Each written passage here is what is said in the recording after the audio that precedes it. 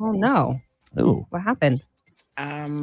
Few details, but the road in the vicinity of Safe Haven Drive on West Bay Road has actually been closed off. Safe Haven. Safe Haven is like Yeah, on no, your way. Yeah. it's like Close to full the of speed Ritz. bumps. No, I think that on the you're talking about on the bypass. This Or looks like I'm just looking at some photos here, and yeah, because this it is. looks like this could be the main road, actually. Oh, to go there. Yeah, there are a lot of speed bumps, I thought. Yeah. Yeah, it's right by the Ritz, in the vicinity of the Ritz, unfortunately. Okay. Yeah. All right. But yeah, it's the main road. Oh, the main. So I okay. think, So yeah, bypass. So based the on the bypass. photos. That's there you go. Okay, so if you're coming that way, you probably want to take West Bay Road instead. Yeah. Well, that's very sad. Yeah, it is. No, you want to avoid West Bay Road. Oh, it's on West Bay Road. Yes, the main road being West Bay Road. Oh, okay. Oh, you said near Safe Haven, so that's why we were. Thinking Yeah. it was over. Yeah. Okay. All right. Remember, So Safe Haven Drive cuts through, right by the Ritz, I believe. Is that the road that actually cuts through? I have no idea what roads Hmm. are named here. It's either next. It's always next to that palm tree or this Yeah. building. Yeah, no, that road doesn't cut through anymore. They don't allow that. Oh, Anyway, but Yeah. West Bay Road by the Ritz, avoid that area is what you're saying. absolutely. Yeah. Okay, that's sad. Yeah. Yeah. So unfortunately, yeah, two car accident. So I guess people just need to be careful. This morning, no details yet on what happened. Unfortunately, it's just too early for us to really say. But we'll definitely be keeping an eye on the situation. That's always all right. Government is going to be banning single-use plastics. Oh, This wow. and they're hoping to do it by the third quarter of this year. This was That's a bit big of a news. CMR Okay. exclusive. Yes, during an interview last night with the premier, he indicated that this is what it's going to be, and So, people. like basically no more Plastic bags. at the grocery store. Is that kind of Yeah, deal? I mean, he didn't go into any details, but yeah, normally that would include single-use plastics. Or like Straws. any shopping. Mhm. straws? Yeah. Yeah. Alrighty. So Well, I'm already using plastic straws, so I'm good. I use What about reusable straws. what about like water bottles? That's single use, isn't it? Yeah, but you can buy those at the store. So the Yeah, I ban. mean, we don't have the details on how the ban will work, but yeah, hopefully people will find alternatives. There was a sustainability session yesterday where they're looking at the risk assessment specifically for the Cayman Islands, and a lot of people think, oh, we're a small country, not a big deal. We don't have anything to worry about, and our footprint is so small. But he made it very, very clear that our impact is an impact nonetheless, and we have got to be committed to doing the right thing and being a part of the solution, and not just using the excuse that, oh, we're small, so let's not do anything but continue to contribute to the problem. He said that's not an alternative, not an option. Yeah. Also, you know what? Just like throwing things out of your car window onto the I ground. still see people doing that. It's what are you doing? Why? It's so Or crazy. just even in general, just throwing everything. Oh, I'm Like, done who with my does food that? at the Just throw it construction out the site. window. Throw it on the ground. Yeah. Some people are just idiots. I picked up some garbage on my way just into DMS this morning. Yeah. Like, And listen, I know things do blow around from construction and that kind of thing. yeah. But But people willingly, need a mindset change for sure. But whenever they like cut the grass up and down like the bypass, you see all the garbage from all the cars that have thrown it out the window. I mean, just in general, just anywhere. Yeah, it just blows around. And then they just blow it further down the road, the blowers. Oh yeah. That's so frustrating to see what they do. And then when the garbage collection comes, whatever day comes to your house, some people we actually have a company that comes and cleans our bins out so that they're nice and clean, and they'll take the leftover garbage that maybe is at the bottom or whatever. But I always used to be out there with a garbage can or a garbage bag and clean it all up. But yeah, some people just leave it everywhere. Clean, I people. don't get it. Keep Cayman clean. You want things to look nice. Yeah. Take pride and joy in your stuff. That's right. And your country. Mm-hmm. Anyway, that was a fun conversation. So the police have arrested several individuals in a firearm recovery. So kudos to the RCAPS. Okay. They've arrested 2 women and a man on suspicion of possession of an unlicensed firearm following the seizure of a loaded revolver by the police on Tuesday. That's automatic jail time right there. Yep. So they carried out a search operation under the Misuse of Drugs Act at an address in Rockhole in Georgetown, and a loaded firearm, a revolver containing 6 rounds of ammunition, was recovered as well during the search. So all 3 persons include a 54-year-old man and 2 women ages 38 and 34 have all been arrested. They remain in police custody as investigations continue. Those are your news headlines today. Thank you, Sandy. Right. And catch Sandy's show on Bobo 89.1 FM right now. We'll see you tomorrow for the Friday show. Fantastic day. Yes. You too. Bye. All right, folks. Ay. What a mess. Gonna get ready to go live here on radio in just a second. I'll tell you.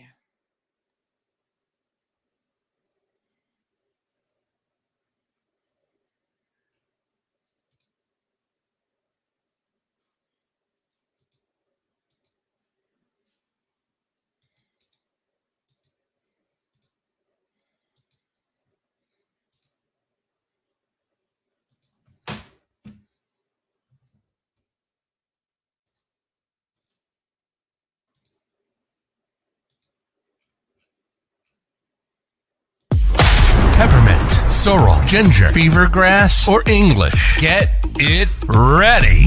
Your morning tea just got hotter. Ooh, honey child.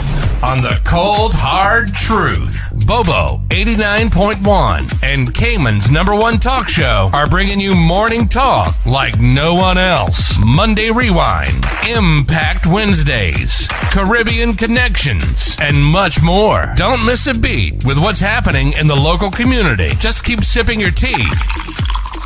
What a mess. Here's your host, live and direct from the Cayman Islands, Sandy Hill.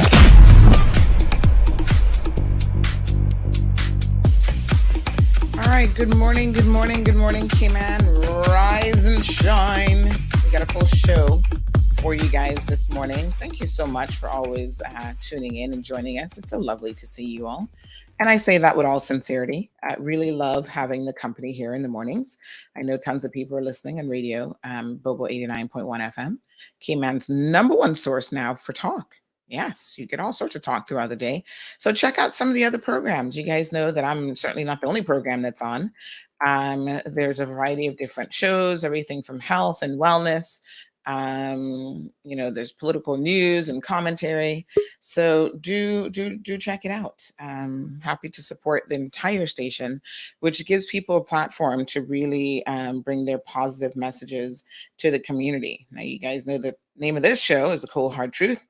So we bring it to you, honey child, cold and hard some mornings. Yesterday was a fantastic show. Thank you guys, those of you who tuned in last night for Premier Access. So every other Wednesday right here in Bobo, we do have Premier Access with the Premier. And essentially what that show is, the Premier has an opportunity to, listen to people, to answer questions. We focused quite a bit last night on the environment and on international concerns when it comes to sustainability. So, in the meantime, those questions are on the forefront of his mind. And he talked about, for example, banning single-use plastic, which we'll get into a little bit tomorrow on tomorrow's show. So we will re-air that segment because I know in the evening sometimes you guys are kind of busy. So I think that we will, for your benefit, we will re-air that tomorrow morning so that you can tune in and, you get to listen to that as well.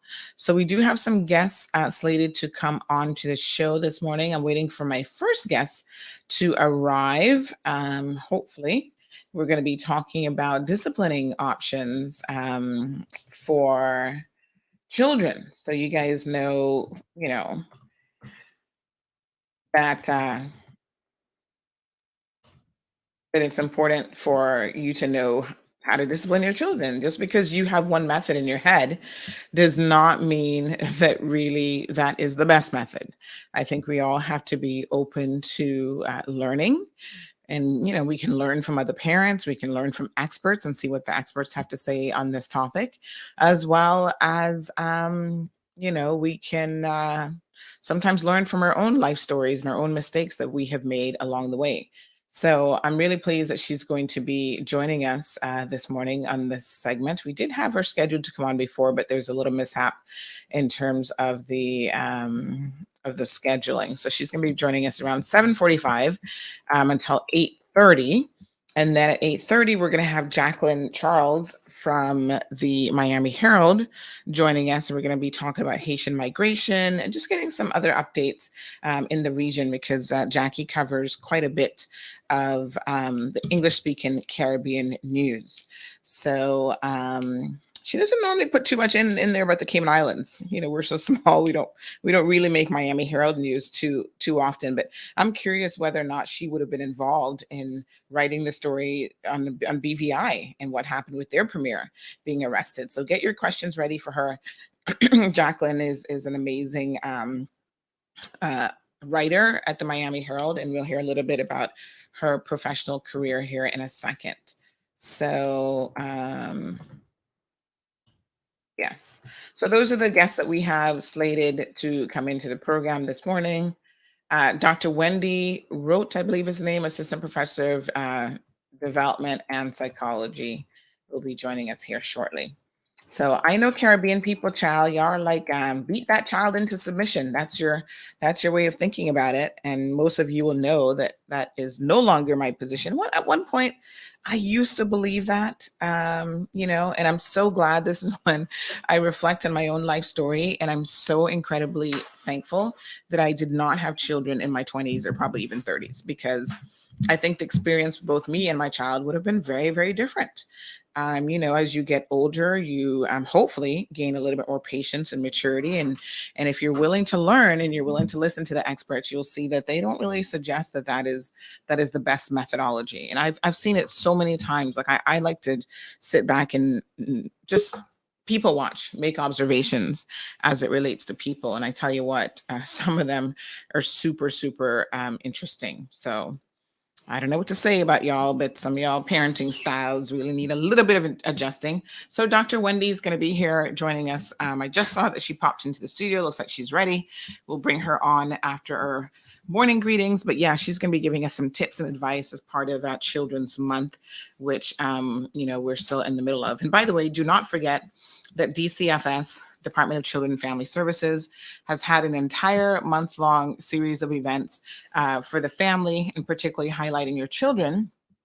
And this weekend, they have at the Arc at Cayman Bay on Saturday, they're going to be having the wellness seminar. So you want to make sure that you pop in, take your kids to that event so that they can see a little bit about what that entails and what that involves. And again, experts and different vendors will be on hand. So let's say good morning. Good morning to Miss Vernita. Good morning to Miss Rita. Buenos dias. Irvin is here. Good morning to Irvin. Wee Wee's got launched. Diamond Princess is also here. Marshall joining us from North Carolina.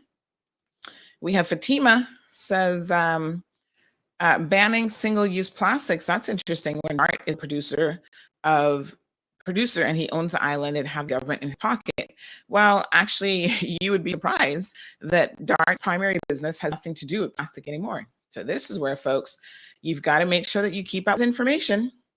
I know y'all love to hate on the Dart organization, but you can hate on them all you want as long as you do it with accurate info. That is really the key, folks.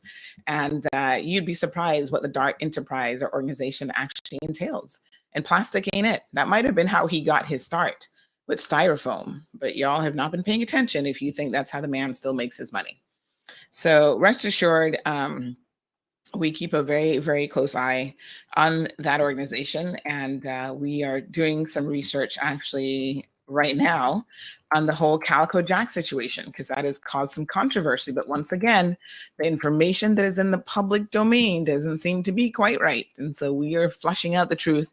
And once we have the full story, we're going to be bringing that to you guys as well. So, this is something we should strive towards, single-use plastic. I myself have made some adjustments as it relates to my own lifestyle habits. There's certain things that I just don't do anymore. So I was one of those people who used to buy the bottled water. I was one of those people who, had lots of single-use plastic around me. And I really have made some efforts now to try to cut back on that. I have a water cooler, so I drink from the big 5-gallon bottle. I have cups that I can reuse, even the ones that they look like the red plastic cups. They look like those, but they're actually made of metal, and they will last you for years and years and years and years and years. And I use straws because I do drink with a straw for more reasons than one. So I do use straws a lot. And most mornings, if you see me here on the program, you'll actually notice that I am actually using a straw as well. So my apologies for online viewers. For some reason, my camera is not playing nice with me this morning. So we might be without actual camera, but you guys can still see my little caricature there. So Louis, good morning to you. And I think that every single one of us has an obligation to try to do our part as it relates to the environment. And yes, it might only be small, but why is the thinking that you do nothing at all? Like, I'm not quite sure I get that. It's like all or nothing. So either you feel like, oh, we're going to make a big difference because we're China and we have 1 billion people, or we do nothing at all. And, we think that that's a good idea. I'm not quite sure I understand the logic. I think that sometimes a little bit goes a long way.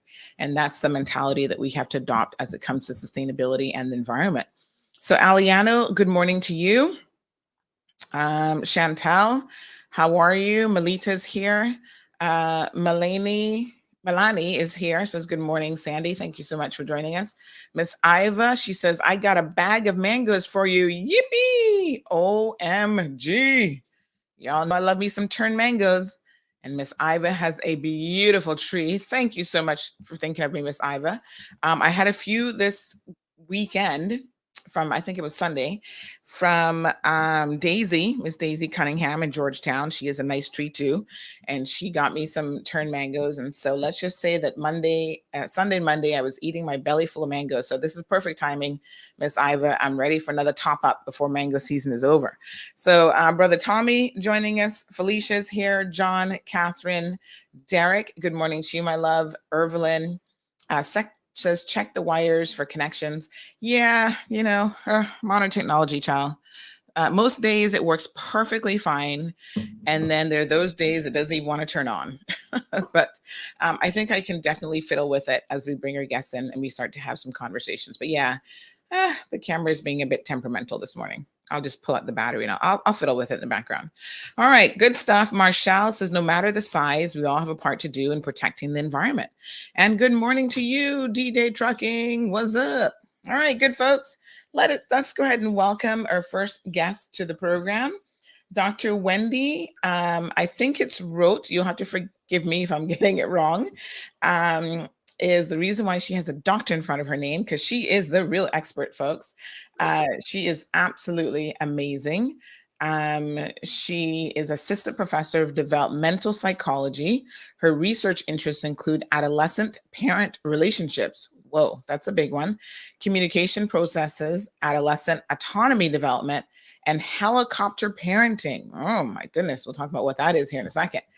Parental psychological control and guilt induction, and adolescent parent discrepant perceptions of the family.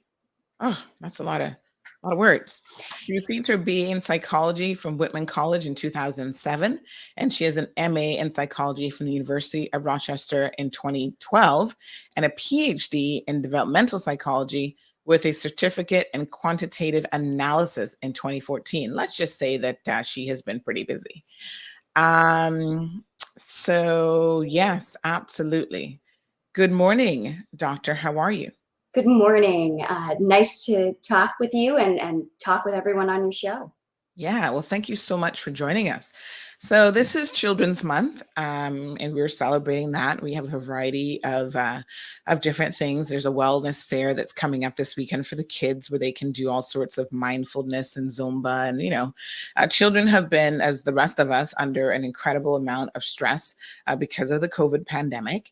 And one of the interesting things that has been very, very dear and near to me is really the topic of disciplining our children. And I find, especially in the context of the Caribbean, we kind of have some very interesting thoughts about how to discipline our children. And it's just really amazing how, we believe that the solutions and the things that we were perhaps taught or brought up under, 25, 30, 40, even 50 years ago is still the way to go. And it's still the right thing to do. And I think that the methodology for raising your kids has probably changed quite a bit. And there are things that we can learn from experts such as yourself, who've done an immense amount of research. So that's kind of where I would like for us to focus our attention on, if we can today. In fact, quite ironically, just last night, I was scouring social media and I saw a story about a parent in Jamaica who ended up in court for assaulting his own daughter because she had drank the last juice box apparently in the house, and he thought that that was a reason to physically hit her in the face. And I was appalled by that. I was just like, wow, that's seems a bit extreme of a response. But tell us, we'll talk about some of the different ways in which you can, discipline your children, but what is the overarching philosophy now when it comes to disciplining? So the overarching philosophy is that it's better to try to discuss and talk with your kids about why things are wrong, and really try to get them to basically internalize the thinking and the values you want them to have. And when you do that through things like what are called structure and natural consequences, which is where you kind of tell them ahead of time, like, this is what's going to happen. This is what we want to this is what we want to see. This is what will happen if you don't do what I say. And you let kind of the natural consequences, either through, like, if you don't pick up your clothes or your toys, like that, they're not clean because you haven't been able to wash them or something like that, and you have to go to school in dirty clothes or something like that. That would be a natural consequence. Or you have consequences that you've put in place, like you're not going to be able to go out and be with friends if you don't do these things, your responsibilities that you have to get done. If you let those be the consequences, then children feel that they have some control over what happens in their lives.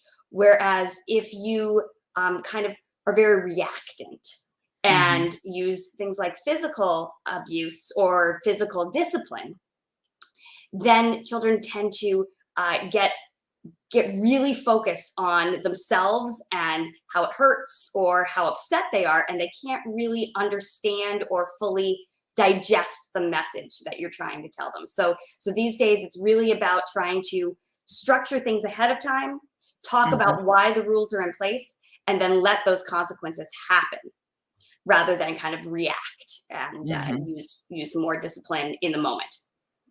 Right. And oh gosh, that's so interesting. So, I'll use myself as an example, so you can certainly tell me whether I'm on the right track or not. But sometimes, and I think about, I've had a little bit of training in how to deal with adult situations and adult conflict resolution. And so I think that some of those things can be applied to children, obviously not everything.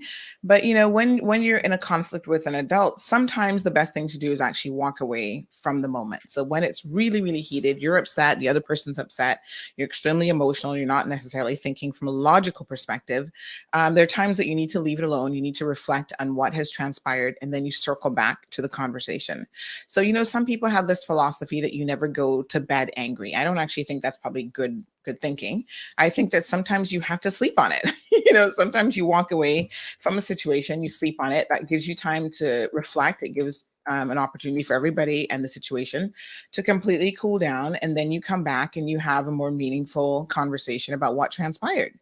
Is that a good way to deal with children as well? Like, you don't always address it in the moment? Yes, absolutely. I mean, obviously, there are times when you have to address it in the moment if it's something that is risky behavior for the child in the moment. Like, they're going to go and burn themselves or run out into a street or something like that. But a lot of times, absolutely, if you can get everybody to calm down, you get them out of that really immediate problem situation, and you say, okay, everybody needs to take a 10-minute break, or we're going to come back and we're going to talk about this later when we've all cooled down. Absolutely. It goes back to that idea of everybody, both the parent and the child, need to be in a state of mind where they can be receptive to what the parent's saying, and the parent can be receptive to what the child is saying as well, and their feelings. So absolutely. That's a great strategy. Yeah. Because I know when I'm upset, the last thing I want to do is to have people talk to me. I'm just like, listen, leave me alone right now. Let me process or whatever. Sometimes you just have to sulk in it. And sometimes I see my little 5-year-old sulking and I let her have her moment. I let her sulk. And then later on, I have a conversation and I try to do it as calmly as possible as well. Because again, just my observations, when I see parents yelling and screaming at kids, everybody gets agitated. You heighten the level of agitation, even with your tone of voice and the way that you're reacting to the situation. And unfortunately, children tend to start screaming, crying. You can tell that they're not really listening and they're not engaged in anything that you're saying to them in that moment. So the message kind of gets lost. Absolutely. And actually, just to build on that, there's a fair amount of research that shows one of the things that's most important is the way the kids perceive the reasons that you're disciplining them. And if they think you're doing it because you're out of control or you're angry or you're just so upset, they can't listen to the message as well. They don't listen to the message as well. Whereas if they realize that you're doing it out of love and you're calm, but you have, good reasons, which of course you kind of need everyone to be calmer in order to get that impression, then they can really understand the message much better. And respond better. Even if it's maybe not the best discipline strategy, they are much more likely to realize that it's done out of love and care and concern. Good points. All right. So Mr. George is joining us this morning.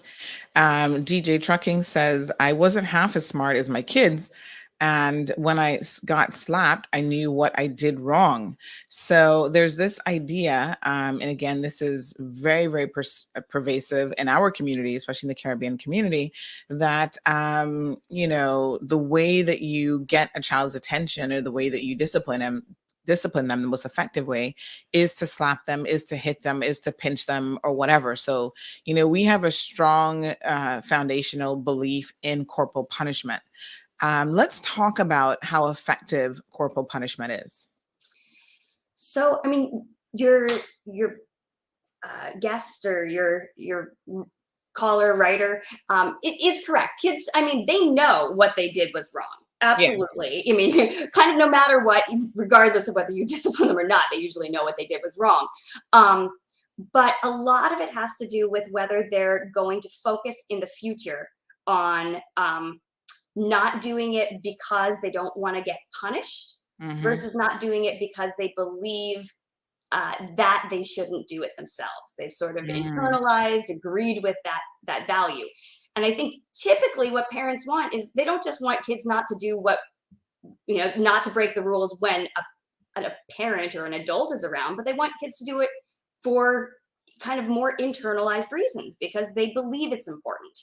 And that's where that difference between corporal punishment or hitting or slapping and really being able to talk with the kids and show them those natural consequences, point out the consequences more that are related to the behavior rather than just sort of, I'm going to hit you because you did this.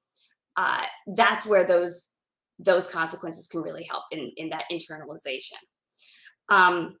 The other thing that sometimes hitting and other forms of corporal punishment do is they inadvertently teach kids that that's an okay way of responding when we're angry.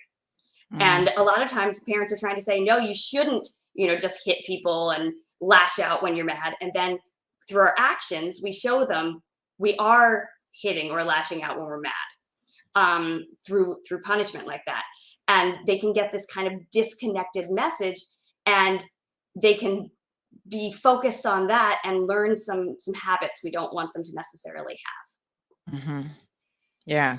So it's really about trying to teach them lifelong sort of deeper messages when it comes to right and wrong, like the morality of it. Like you don't do this because, as opposed to don't do it just because of the fear of punishment, because not doing something for the fear of punishment isn't enough to probably, encourage long-term behavior into, molding someone into being a good, productive citizen. Because as long as they don't get caught. So if I do something 25 times and I don't get caught, then I'm going to continue doing it. And it's only when I get caught and then there's the fear of punishment that all of a sudden I'm like, oops, yes, I understand that concept of the fear of punishment. But the thing is, you're trying to teach children who become adolescents and adults that you don't do something because it's wrong or it's going to have some negative consequences for you. But sometimes it's not even about the consequences. You just don't do it because it's the wrong or right thing to do. Yeah, absolutely. Yeah. So very interesting, folks. Don't forget that you can certainly call in and speak directly to Dr. Wendy Rote at the number to call, 936-2626. Again, that's 936-BOBO. And of course, we've got tons of online listeners who are tuned into the program as well. And you can send your comments directly through our social media channels. So we're hearing kind of what not to do. Now, there's been a bit of research over the years that has actually demonstrated that physical disciplining of children can have an extremely negative impact. Let's talk a little bit about what that research says. And I know a lot of people use their own anecdotal stories, and so they don't believe it. They're like, oh, well, I got my ass whooped and I'm perfectly fine. And I always say to them, it's so interesting when people say that, because I say most people who are broken don't even know that they're broken.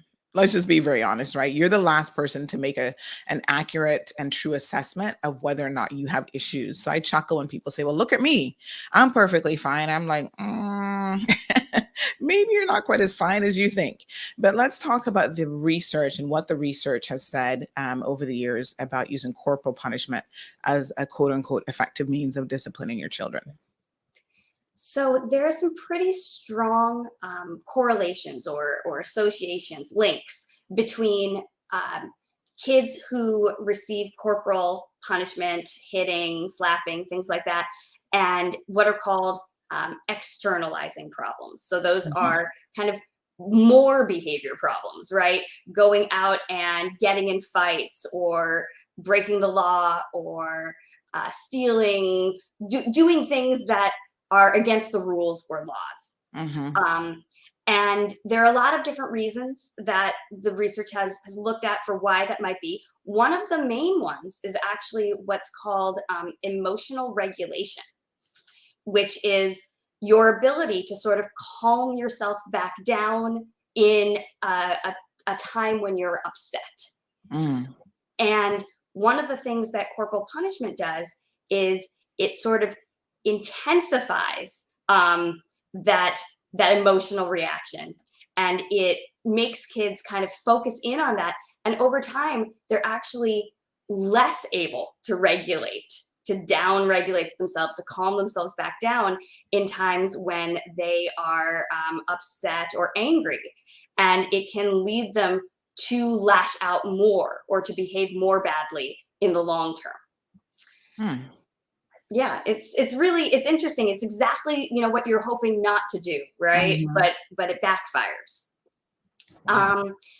Another thing, as I mentioned before, is corporal punishment tends to be linked with more externalizing problems, more fighting, because it does model this behavior of violence when you're angry.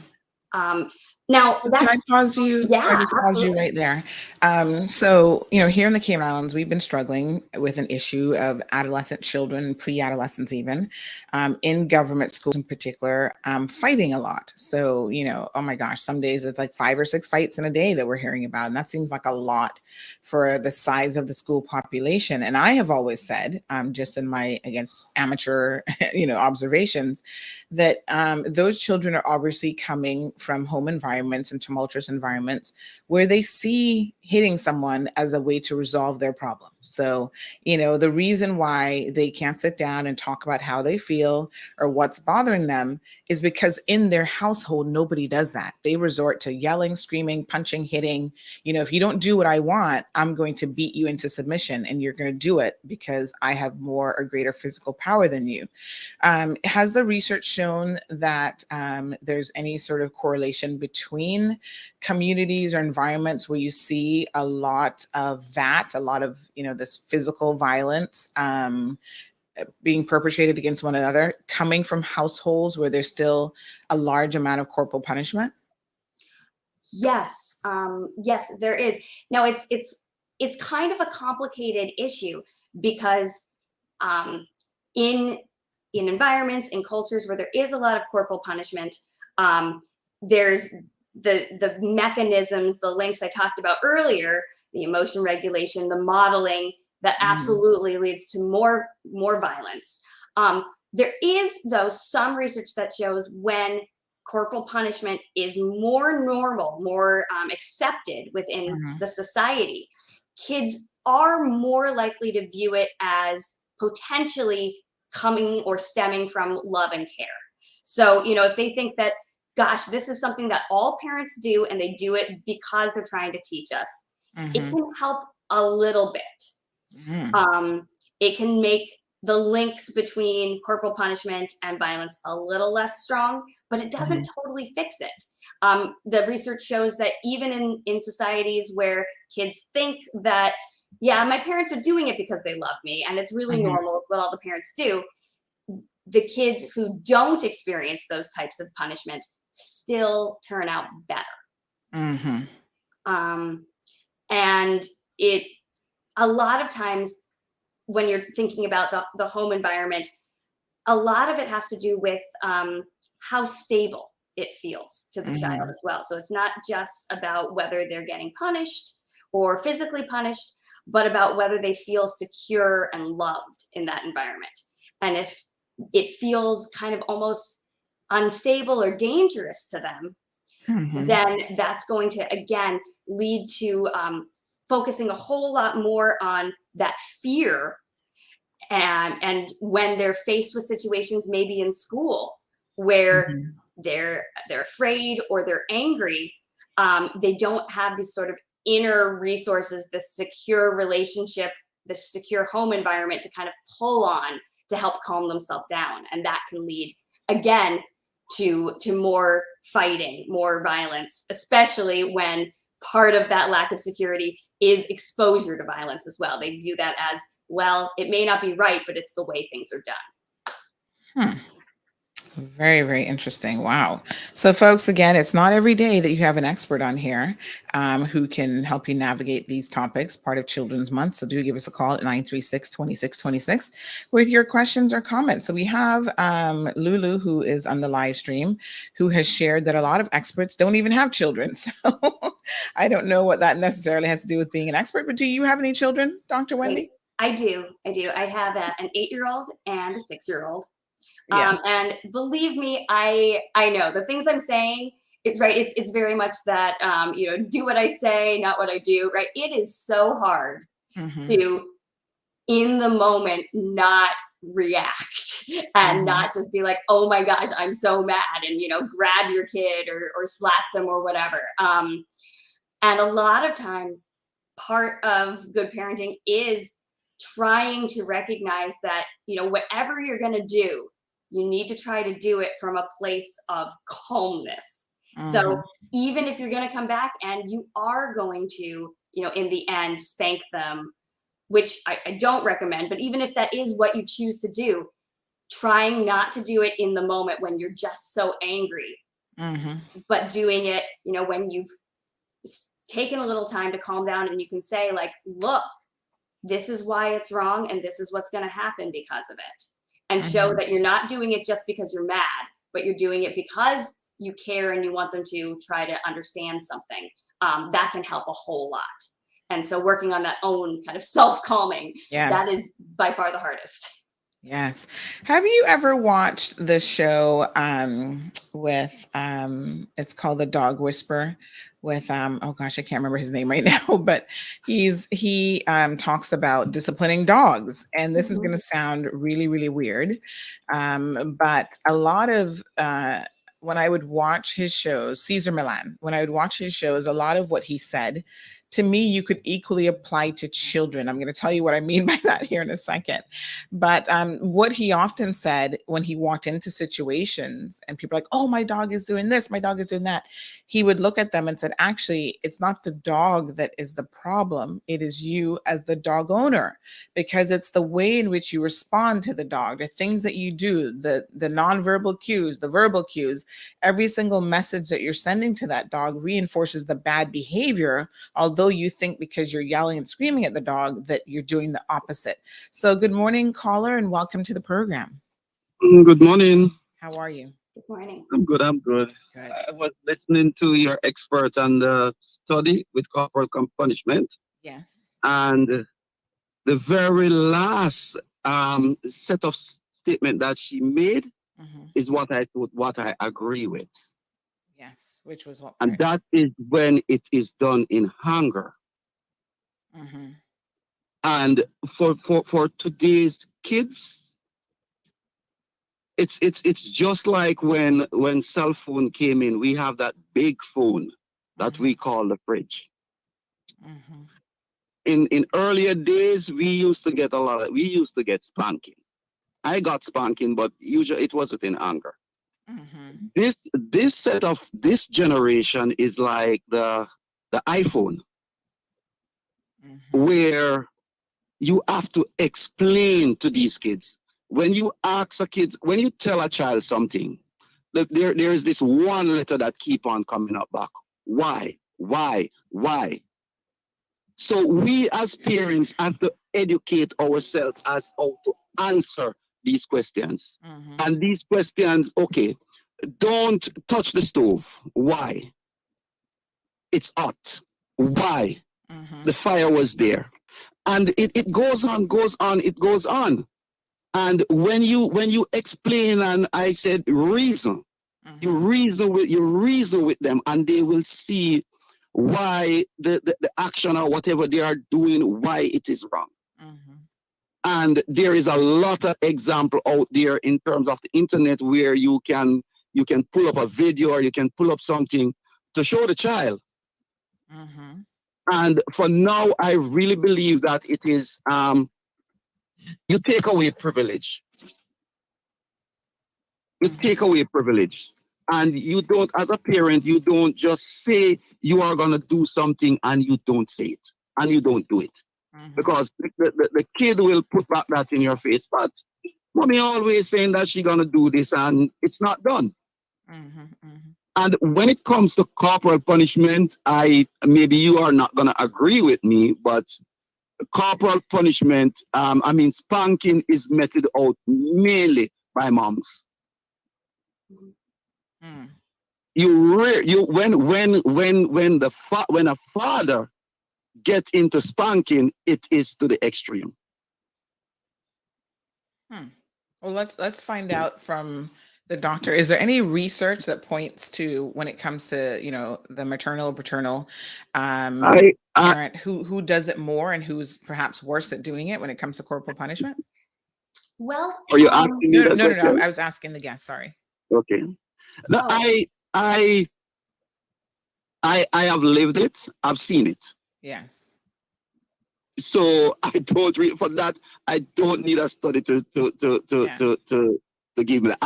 I've seen it. Can I ask you a question though, caller? Because I've lived it and I've seen it too. But I, over the years, have changed my position on corporal punishment, right?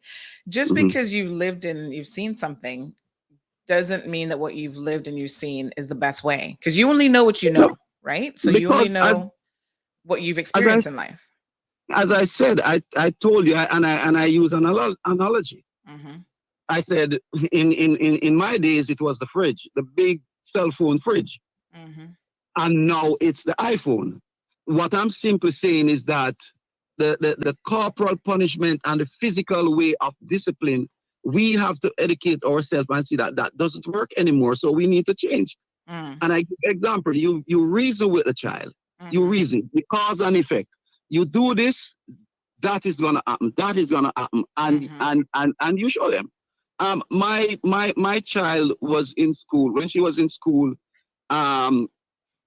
6 of them, 6 girls, decide to jump on this table. And they do it in terms.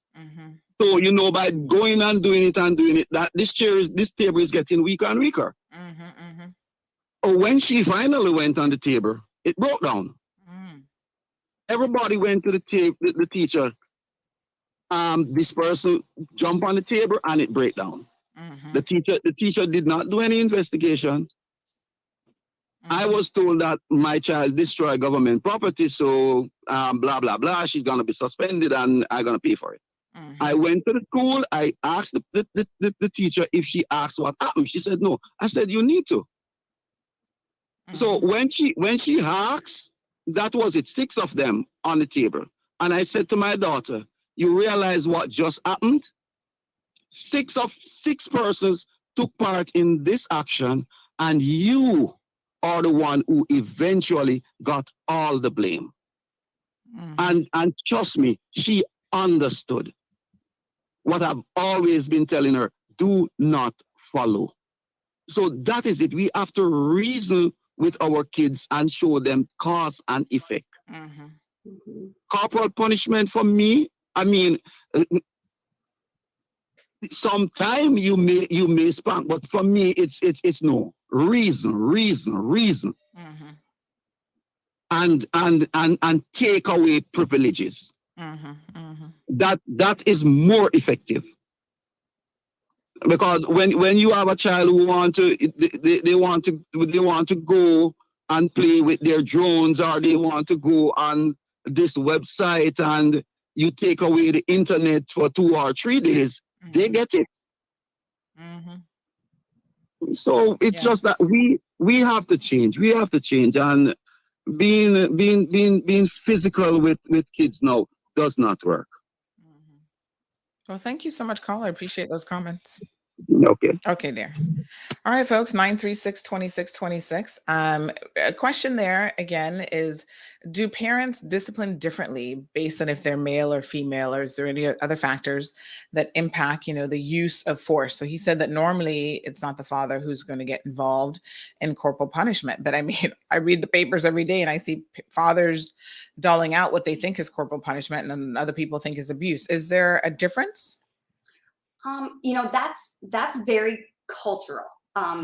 So in some cultures, the moms are more the disciplinarians. In some cultures, the dads are more the disciplinarians. Across the world, moms tend to be more of the caregivers. Dads do tend to be more of the disciplinarians. And because of that, you do sometimes see the discipline coming from dads as a little more severe.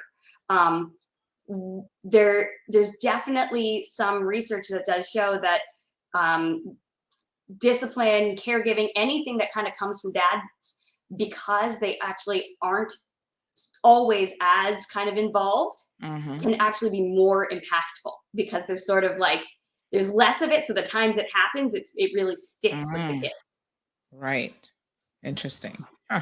Okay, so DJ Trucking says, what about a child that has weak parents that knows that they don't have any consequences to face at home when they constantly mess up? Before you answer that question, just to conclude what I was saying about the dog whisperer, right?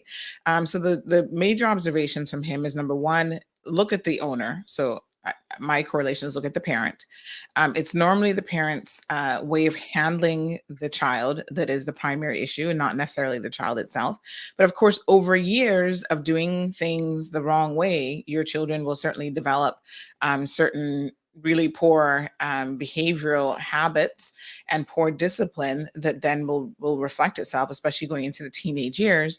And the second thing he always used to say is that dogs need 3 things: boundaries, limitations, and I forget what the third one was, but basically the exact same thing with children, right? They need this consistency. They need to know that there are boundaries and limitations in life. So when I say I'm against corporal punishment, that doesn't mean that I'm against disciplining your children. I'm just saying that there's more than one way to bend that proverbial tree.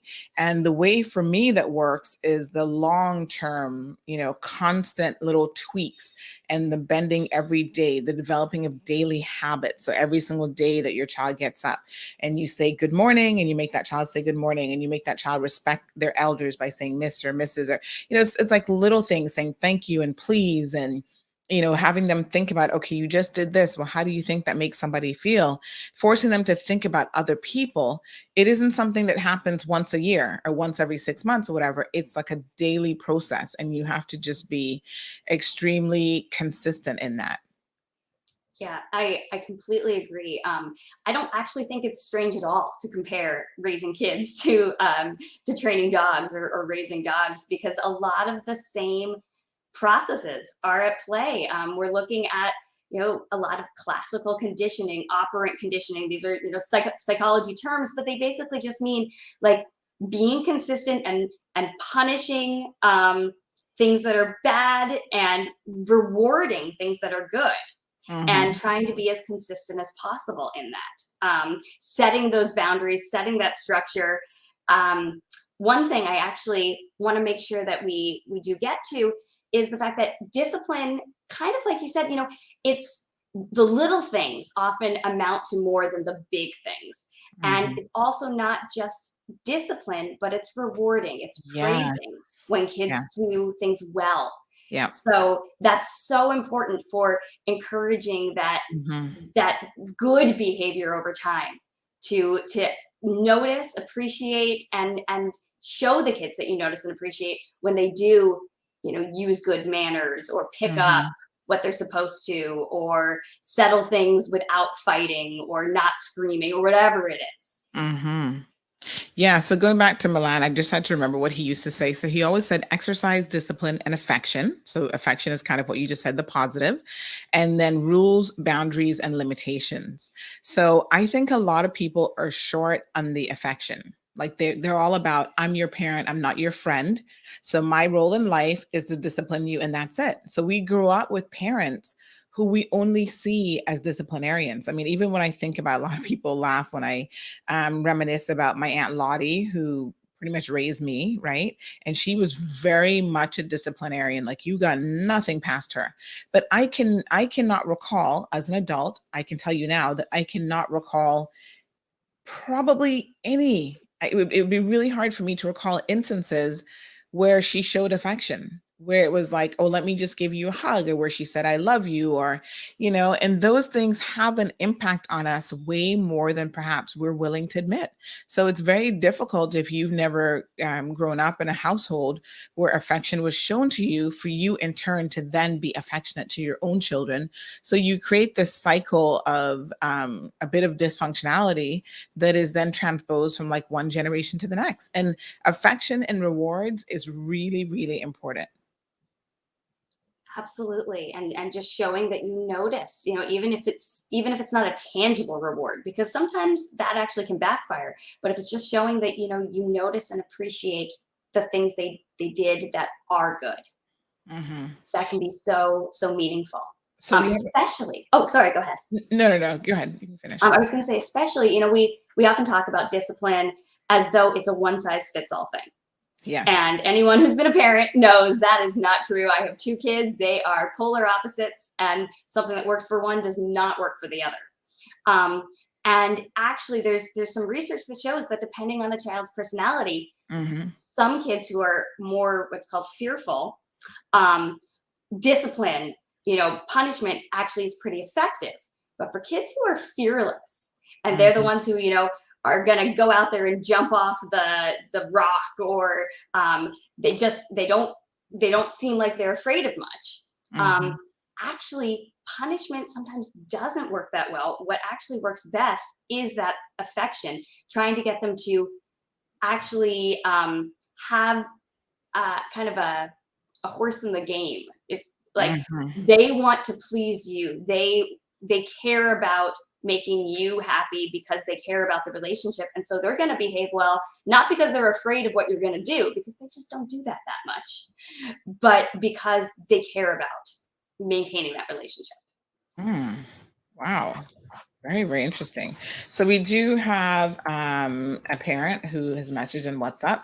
She says that, I'm a firm believer in activity listening to children. I think she might have been actively listening to children. I stand strong to showing them respect and letting them know that their feelings and thoughts and expression is valuable, and they have a voice and their opinion matters. So again, a bit of Caribbean culture, we say a lot of things like, be seen and not heard, as an example, where children believe that they're just there. And, adults can be at a dining room table having a conversation and the children can't participate. They don't have an opinion. They don't have a voice.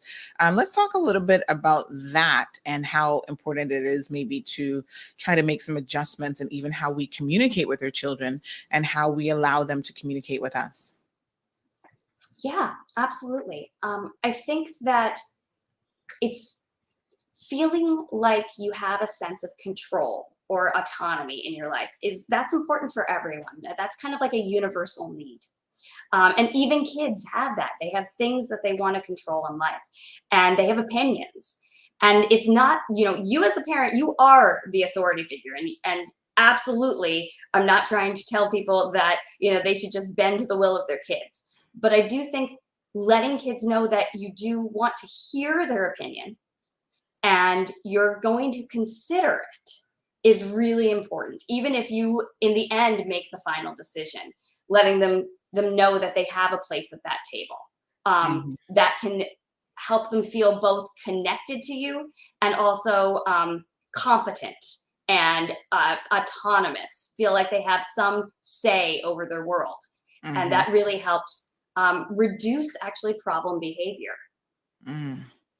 And the other thing I find, and this is sort of an extension of what ends up happening when you're sending your children a particular message, right? So, if you do things to your children physically, and you don't ask their permission and you don't get their permission, when a stranger or somebody else does it, and it's often not a stranger, I'm talking about abuse here, when other people approach your child in an inappropriate way, or they do things and the child's uncomfortable with it, they're less inclined to speak up about it because they think, oh, well, my parents do stuff to me, they might beat me or whatever, and I don't like that doesn't feel good, but they tell me they do that because they love me. So even as teenagers start to get in relationships and they have a boyfriend who might be physically abusive to them, they think, oh, well, my mom beat me as a kid and she always said that she loved me. That was the message that came with it. So here now I have a boyfriend who is abusive towards me and who's beating me, and he says he loves me. So in my head, that makes sense. Do we see any sort of correlation between corporal punishment at home and the type of relationships that people will then enter into as adolescents and adults? That's a great question, and actually something I don't know as much about. Based on what I do know, I would say that typically people who have a less secure relationship, a less secure attachment to their parents, which often does come from corporal punishment and not feeling like you are listened to or appreciated, they do tend to get into less effective, less secure relationships and stick around in more problematic relationships, romantic relationships, friend relationships as adults and adolescents. So although I don't know the specific correlation between corporal punishment and abuse in romantic relationships, there probably is research. I just haven't seen it. At a broader level, absolutely, that's true. So Vernice says that we're seeing the destruction of our young people today for some of these experts and letting them get away with no discipline. And so I want to address that because that, again, is one of those things that people say all the time that is actually completely incorrect. And there is research, actually, Vernice, that I hope you'll be inclined to have a look at yourself because you don't have to take my word for it. But there's actually research that shows that when you look at the incarceration rate, for example, in prisons, and this is dating back a very, very long time, this is not today, that the people who are incarcerated, male prisons, are the very same people that came from households where they were subjected to corporal punishment. So a very clear link, Vernice, between parents, not the experts, but the parents who believe in corporal punishment, who believe in beating their children, and what you see in Northward prisons or in prisons around the world in the incarceration rates. So do you know anything about those studies, Dr. Wendy? So to some extent, yes, absolutely. They're just like you said, kids who come from backgrounds where there's particularly excessive punishment.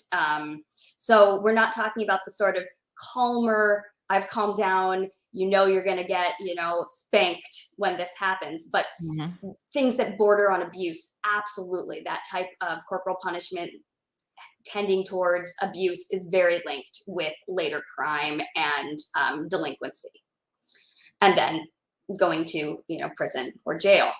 But I do want to speak to something that I'm hearing from some of your listeners, which is there's also a lot of research that shows that permissive parenting, letting kids get away with whatever, is also really bad.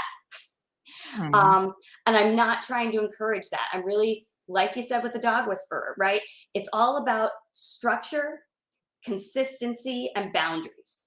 So have consequences. Make sure your kids know what is and isn't allowed and what will happen if they do and don't do things, so that they can make that choice and feel in control of, okay, if I do this, this will happen. And having no rules can be, in many cases, just as bad, just in a somewhat different way, as having so much punishment that kids are feeling, the kids are feeling threatened. Okay, so Venna says that she's not saying abuse, she's saying discipline, and she can discipline without touching her child. So thank you so much, folks, for the comments. And Dr. Wendy is going to be with us for just a few more minutes as we start to wrap up her session. So let's talk about some of the things that definitely work, because I'm sure there's some parents who are listening and they're saying, okay, let me try to reel in the corporal punishment. What are the things that work? Give me some concrete examples of what I can do. So, coming up ahead of time when everybody is calm, sitting down with your kids and saying, okay, let's lay out some rules. These are the things that are allowed. These are the things that aren't allowed. If you can, even getting them to weigh in, if it's how much time they're allowed to be on a phone, or it's, what kinds of clothes they can wear or whatever, saying, okay, these are the things that are important to me. This is what I think should happen. What do you think? Maybe you don't go with what they think, but at least hearing it, and then saying, okay, if this doesn't happen, here's what will happen, and making those consequences really, really clear from the get-go, and then sticking to them. That is by far the most effective thing. And if those consequences are, best case scenario, those consequences are things that would kind of naturally stem from it, like, if you spend too much time on your phone, then, you're not going to be able to do some other fun things you want to do because you used up kind of all your fun time on that.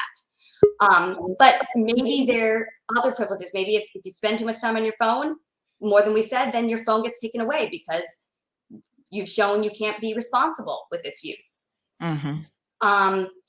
Even if it's physical discipline, having it be sort of ahead of time, like, okay, you're going to get a smack on the whatever if this happens. At least in that case, it shows that this is not something done in anger in the moment, but it's this very kind of purposeful thing. That is the most effective way of parenting, having these set things ahead of time. And believe me, I know you can't always come up with everything that kids are going to do, right? So sometimes it's saying, okay, that's not okay. I'm taking away your whatever, or I'm spanking you. And I want you to know that in the future, if this ever happens again, this is what's going to happen. So really laying those things out as much as possible. Oh, wow. And, I was chuckling as you were saying that because recently I had to punish she says she's 5 3/4, so she's going to be 6 in August, but I had to punish her for eating some chocolate when I specifically said, do not, she came up to me, can I have this? And I said, no, do not eat the chocolate, put it back. And then days later, I found the chocolate wrapping in her drawer in her room, where obviously she had eaten it. She had hidden the evidence of the crime, so to speak. Mm-hmm. And so when I discovered it, I had to have a conversation about, ooh, what is this that I just found? And then I said, you're going to be punished for disobeying. And the first thing she said is, what's disobeying? She didn't even know what that term meant. She's like, what's disobeying? And of course, then as the caller said, kids ask so many questions. They ask a lot of whys, and, you have to be very patient in trying to respond to them because they don't have 35, 40, 50 years of experience that we do in life, right? So they have to learn. And, the best way for them to learn is obviously to have someone who cares about them, explain things to them. And of course, sometimes you do learn through experience as well. So DJ Trucking says that abuse is different from slapping as a last resort. Melissa says favoritism with parenting creates a lot of challenges with children feeling uncomfortable in the home. So this is very, very interesting because a lot of parents don't want to admit that they maybe have a favorite child. That could be a whole other conversation. Yeah, absolutely. And there's a whole field of research on favoritism and what's called in the field differential parenting, basically parenting differently for different kids. And to some extent, you always have to do that because every kid's different. But basically it all boils down to if your kids understand and kind of agree with why they're getting treated differently, like this person has these needs, this person has those needs, it's not so bad. If they feel like you're treating them differently and it's for a not good reason, a not understandable reason, just because you like this one better, that's when it's really problematic. Wow. Well, I don't have that problem. I've only got one, but I can see sometimes, again, depending on a child's personality type, where it is possible their child might be more like a particular parent in terms of their personality. So it's just easier to get along with people who are like you, right? And maybe parents need to be conscious of that. Absolutely. I know I have 2 kids, and I definitely find that, I naturally kind of bond and get along with one more than the other. But that just means that it's really important to try to find those things that you can bond with the other one over and try to make specific time. One thing that we've tried in my own life, and I know a lot of people encourage it, is kind of setting aside little bits of one-on-one time with children if you can. So saying, okay, we're going to have special time, this weekend or this evening where it's just mommy and you, or it's just daddy and you. And then we're going to do the same thing with the other child. And we're going to do things that, maybe it's something you have to get done, but you're still going to make sure you have that specific time with that child to encourage the relationship and the affection and that care. And not feeling like you're just neglected or not the favorite. Very good. All right, folks. That was Dr. Wendy Rote, who's the Assistant Professor of Development Psychology at USF. Thank you so much for joining us on the program today. We hope that in the future we can rely on your expertise, but some really, really good points and some food for thought, I think, for all parents. Even if you're done with raising your parents, you're still going to be active as grandparents, aunts and uncles, and so on. So I feel like, in life, we can always learn and we can always learn to do better. So we appreciate you coming on this morning, Dr. Wendy. Thank you for having me. All right, folks. So have a beautiful day, Dr. Wendy. And up next, we're going to have Jacqueline Charles. Let's go ahead and just take a quick commercial break, folks. We'll be right back after these messages. At the HSA, we know that your time is a precious resource and want to help you spend it wisely. Avoid the wait and request your prescription refills through our website, WhatsApp, or by calling the pharmacy. Use our delivery service if you are vulnerable, elderly, or a civil servant. or pick them up the next day. Your secure health records are at your fingertips with our My HSA Patient Portal and Healthy Life app. Our 9 locations throughout all 3 islands make receiving quality care simple and convenient because your time matters to us. Recover Personal Injury Attorneys, helping injured people get what they deserve. Did you know that insurance companies have lawyers that represent their interests? Before signing and accepting any settlement, know your rights. Call us today for a free consultation at 924-9999. That's 924-9999. Recover. Your personal injury attorneys are on standby to assist. Hey, look here. You looking for something to do? Are you looking for something to do with friends and family? How about a private boat trip? Enjoy popular locations like Stingray City, Starfish Point, Rum Point, or Caibo on a trip with WG Charters. Private boating is only $400 CI or $500 US. Take him or her out on an evening date and cruise around the North Sound for that beautiful sunset or romantic night cruise for only $300. Visit WGCharters.com or look for WG Charters on Facebook, Instagram, or WhatsApp 345-923-1741. WG Charters. My choice. At Innovative Building Products, we provide professional builders and homeowners with the highest quality materials from top brands worldwide. Tiling tools, waterproofing systems, thin sets, self-levelers, grout, along with porcelain floor and wall tiles. Our products are 100% guaranteed, promise 100% satisfaction, and beat competitor pricing. Pallets of materials are ready to go. Quick and easy convenience to get you in and out within 5 minutes.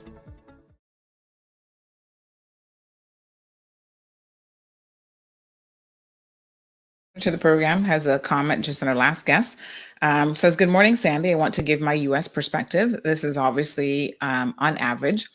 I find the children came out to be extremely respectful and they can hold a conversation. The vast majority use sir, ma'am, Mr. and Mrs., which is completely gone in the U.S. I think the discipline level is good here and like the school uniform requirement.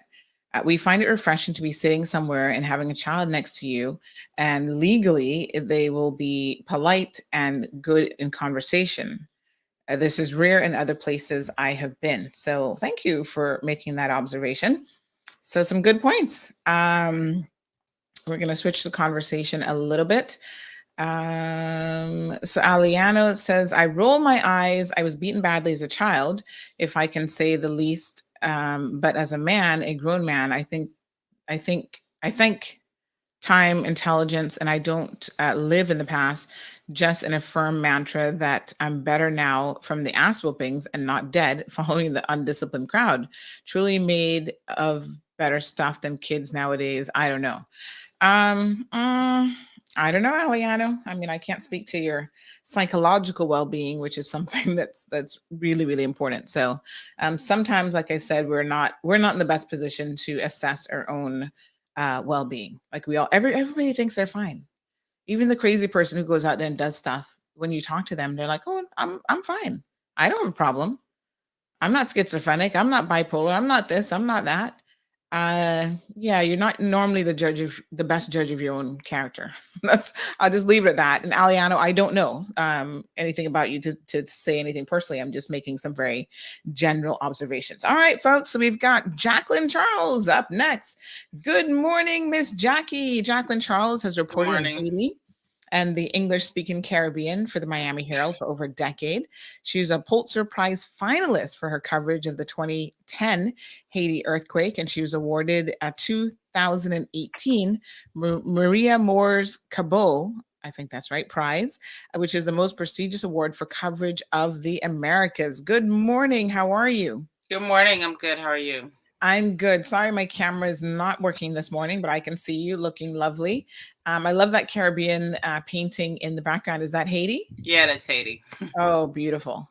So, Jackie, you and I have known each other. It's been a couple years now already. Yeah. Gosh, time is flying. So I met you during the pandemic, or I think it was during the pandemic. Yes. Yeah, it was during the pandemic. Yeah, the very early days. And I invited Jackie in the program to talk about the changing face of media. And we have kept in contact over the years since then. And she does, as her sort of bio says, does a lot of writing on the English speaking Caribbean, and in particular Haiti, because you have your ancestry, your parents are from Haiti?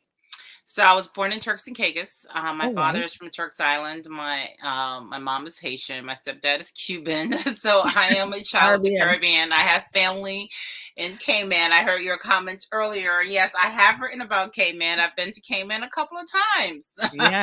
Yes. So she is well versed, especially in the English speaking Caribbean, folks. Yeah, so, I grew up in it. It's what I know. Yeah. Caribbean girl. So, I love reading your stories. They're always so insightful. And I was just having a look here at the Miami Herald. I do subscribe to the Herald, by the way, online. Thank you. Because the stories are really, really good. And I feel like they keep you busy. You write a lot. It does. I mean, so theoretically I cover like 24 countries, right, in the region. And unfortunately, there's one that keeps me really, really busy called Haiti. It takes out like just 90% of my time. Like if I might be working on something else. Like I'm looking at this whole issue between CARICOM and the Summit of the Americas, and this whole issue, with the Commonwealth, right? And I'm like, and it's like you're running, and you want to run over here, and you want to run over here, but this other place is like, is pulling you. Just because how in the news business we often talk about, something is a gift that keeps giving. Well, Haiti's a gift that keeps giving in terms of news. And as a journalist, one of the things that can happen is you can get bored easily, right? If you're only covering a particular beat. So I've been like an education reporter, I've been a social services reporter, meaning those were the only things that I did. I've been a political reporter. But the difference with being a foreign correspondent is that you're everything. So one day you're writing a crime story, about an assassination of a president. The next day you're writing a human rights story about the prisons running out of food and water. The other day you're writing a cultural story, Wyclef doing this new video on Haiti. So it's that variety that just as a journalist and just as a person that just sort of keeps my mind working, and it allows me not to really, get bored. Wow. Yeah, well, I don't think you have time to get bored. I know it is exhausting though. It is exhausting, especially when you're working on big projects, big stories, which I just came out of, and I'm still trying to like finish another installment of that. So it is. I mean, doing this constant news, and for us, the Miami Herald, like a place like Haiti, for instance, it's local news for us, so is Cuba, so is Venezuela. Those are 3 prime stories. But, again, in terms of the English speaking Caribbean, I look for those stories that say that are trends, I mean, after Haiti, I would say like Jamaica would be the one place that I get to, and I will sort of write a story exclusively about what's going on there, just because one, it's a big island, it's got a lot of diaspora, there's all these things. But for instance, when we had the whole issue, for instance, when we just had the royal visit, People Magazine is, covering from the celebrity angle. And, my fellow Caribbean journalists are just covering it from, their corners. But for me, I came in from, Barbados did this, and everybody was looking at Jamaica, and now, here's William and Kate in the Caribbean. And here's this, and put it in the context in terms of this whole push as a republic, why are we, independent, but the Queen is still the head of state. So that one, you sort of, it's an issue that a lot of us in the region, former British colonies anyway, all of us could relate to. And it's not generally specific to one particular country. You just use that one particular country to expand, because look, we really operate as islands unto ourselves. And given my mix, my background, and I've been blessed by being bicultural, tricultural, I feel that I'm in a unique position to educate and to show how we are more similar than dissimilar. I mean, we all eat, whether it's called rice and beans or peas and rice, or, it's just that one little ingredient that's different, or the way we cook it. But at the base of it, we're still eating the same food. So we still had this base of an experience that over time is just imparted in different ways, from our accents, how we speak, to the accents that we put in food. But I think that it's important for us to recognize the similarities that we have more so than the differences. Wonderful. All right. So I was scrolling some of the articles, Jackie, that you've been writing recently, because we do kind of want to get an update. I like how you say that, we're an island unto ourselves. I feel like, especially here in the Cayman Islands, that happens a lot. Caymanians oftentimes feel it difficult to even connect with the rest of the Caribbean, because we're kind of like in this little cocoon of comfort. And it's when things start to happen, like COVID or, other things that push us outside of that comfort zone, that we recognize that we are a part of a very big world. And in fact, we're a very small part of the larger world. And we try to find our place and see, exactly where we fit into all of this. So I think it was it last year that the president of Haiti was assassinated? Has it been that long yet? Yes, July 7th. So we're coming up on almost a year. Right. So bring us up to speed a little bit on where that is. I know I think it was last week, there was an extradition request that was denied in Jamaica for persons connected. I think it was a wife and 2 children connected to one of the alleged assassins or conspirators. Where are we with this at this time? So actually in Jamaica, a former senator who fled to Jamaica, and he was arrested, him and his wife and 2 kids. He's actually in the United States. So he is the 3rd suspect that is now in U.S. custody that's connected to the assassination. There are 3 people who have been formally charged in the United States. They are the only people so far that have been charged either in the U.S. or in Haiti in connection to this. So let me just start from the beginning. So July 7th, Haitian President Jovenel Moïse was assassinated in his bedroom of his private residence. It's not the presidential residence, but it's a home that he was living in the hills above Port-au-Prince. And so according to Haitian authorities, he was shot 12 times. He was tortured and shot 12 times. His wife was left for dead. This happened, I broke the first story and the only story about sort of his last minutes before his death. And according to the interviews that I did, he was still alive at 1:45 a.m., even though Haitian authorities have said that he died at 1:30. So the case is basically stalled in Haiti at the moment. There have been 4 investigative judges that have been assigned to this. So an investigative judge in Haiti sort of works like in the United States, similar to a grand jury, where, his job is to take what the police have gathered and to direct them to further investigate, and then for him to bring in people and to start to question them in a secret inquiry to find out more in terms of putting the pieces together. And then at the end of 3 months, theoretically, he should come with formal charges. Well, the first judge resigned before he even took the case because of safety issues. The second judge had the case, and then he asked for an extension. And during the time that he had it, he was accused of corruption in the case and having his court clerk shake down some people who were connected to the case. So he was not given the extension. He was removed, and he's actually now facing discipline over those very same corruption allegations. And the same judge had also made some allegations in reference to the current sitting prime minister. And again, knowing that this is a judge that had a cloud of corruption around him, when that story was ran by a certain news outlet, they failed to mention that this judge has come under clouds of corruption allegations by even some of the same critics of the government. So it's just been a mess. It's a mess in Haiti. The story that I ran just 2 days ago is that the prison system, where you initially had 44 people who were arrested, 1 died of COVID, 4 others were released by this judge that had the case. right now there's no food and there's no water. So prisoners are not being left out. People are really afraid that you either going to have a prison break or a mutiny inside. And among the individuals who are in prison in Haiti are 3 Haitian Americans who have been arrested in connection to this case, and also 18 Colombian soldiers. So that is the other thing that is different about this case, is that, you know, the Haitian authorities have accused this squad of Colombians of basically storming the president's compound and basically taking him out. They have said, no, they did not, that he was already dead by the time they got there. Two of the Haitian Americans say that they were, you know, working as translators, although there's videos where in the middle of the night they're on bullhorns and they're saying this is a DEA operation. A number of these guys on the American side were previously DEA informants. One is an FBI informant who is not in custody. We have no idea where he is.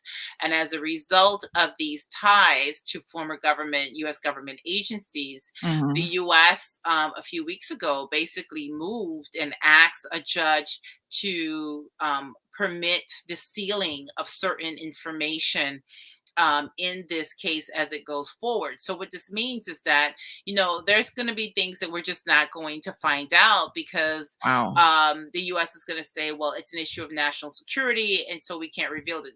You know, what our sources is telling us when we wrote the story is that basically the U.S. just doesn't want to get embarrassed by the fact that possibly they had informants who went rogue. And so this case is, it's an international whodunit. It's very entangled. I mean, what is the motivation? I know that some people have written these stories, you know, claiming that the president, you know, was killed because he was trying to form together a list of drug traffickers. I mean, if you cover Haiti, you know, closely, you watch Haiti closely, it's like, you know, you go up to any Haitian, they can give you the list of people with drug traffickers. So, you know, when you talk to people who follow this very closely, it just doesn't follow a sense of logic. And when we've talked to investigators who are involved in this, they've told us that is not an angle that they are looking at. And so, you know, we're waiting for this last suspect who came in from Jamaica. I think he's going to be an important guy because he was in a lot of these meetings. And in fact, according to the criminal indictment, he was in a meeting on the 6th of July. The president was killed on the 7th of July.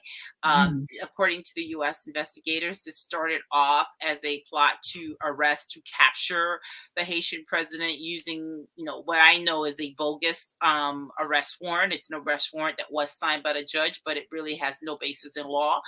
And then the plan by a judge where and what jurisdiction? By a judge in Haiti. But it was the whole thing. I mean, it's a bogus arrest warrant, but it's an arrest warrant that was floating around.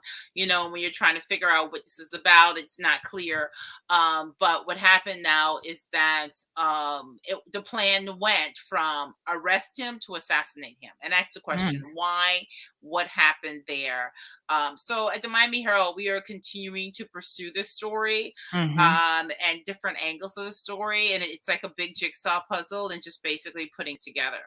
Oh my gosh. Now his wife was also injured in the attack, and I know was flown to Miami for treatment. She has since returned to Haiti? Yeah, so she has since returned to Haiti. She was basically left for dead. She was badly injured. But you know, she was flown to Haiti, and look, he was, you know, killed on the 7th of July. He was buried on the 23rd, which happened to have been my birthday.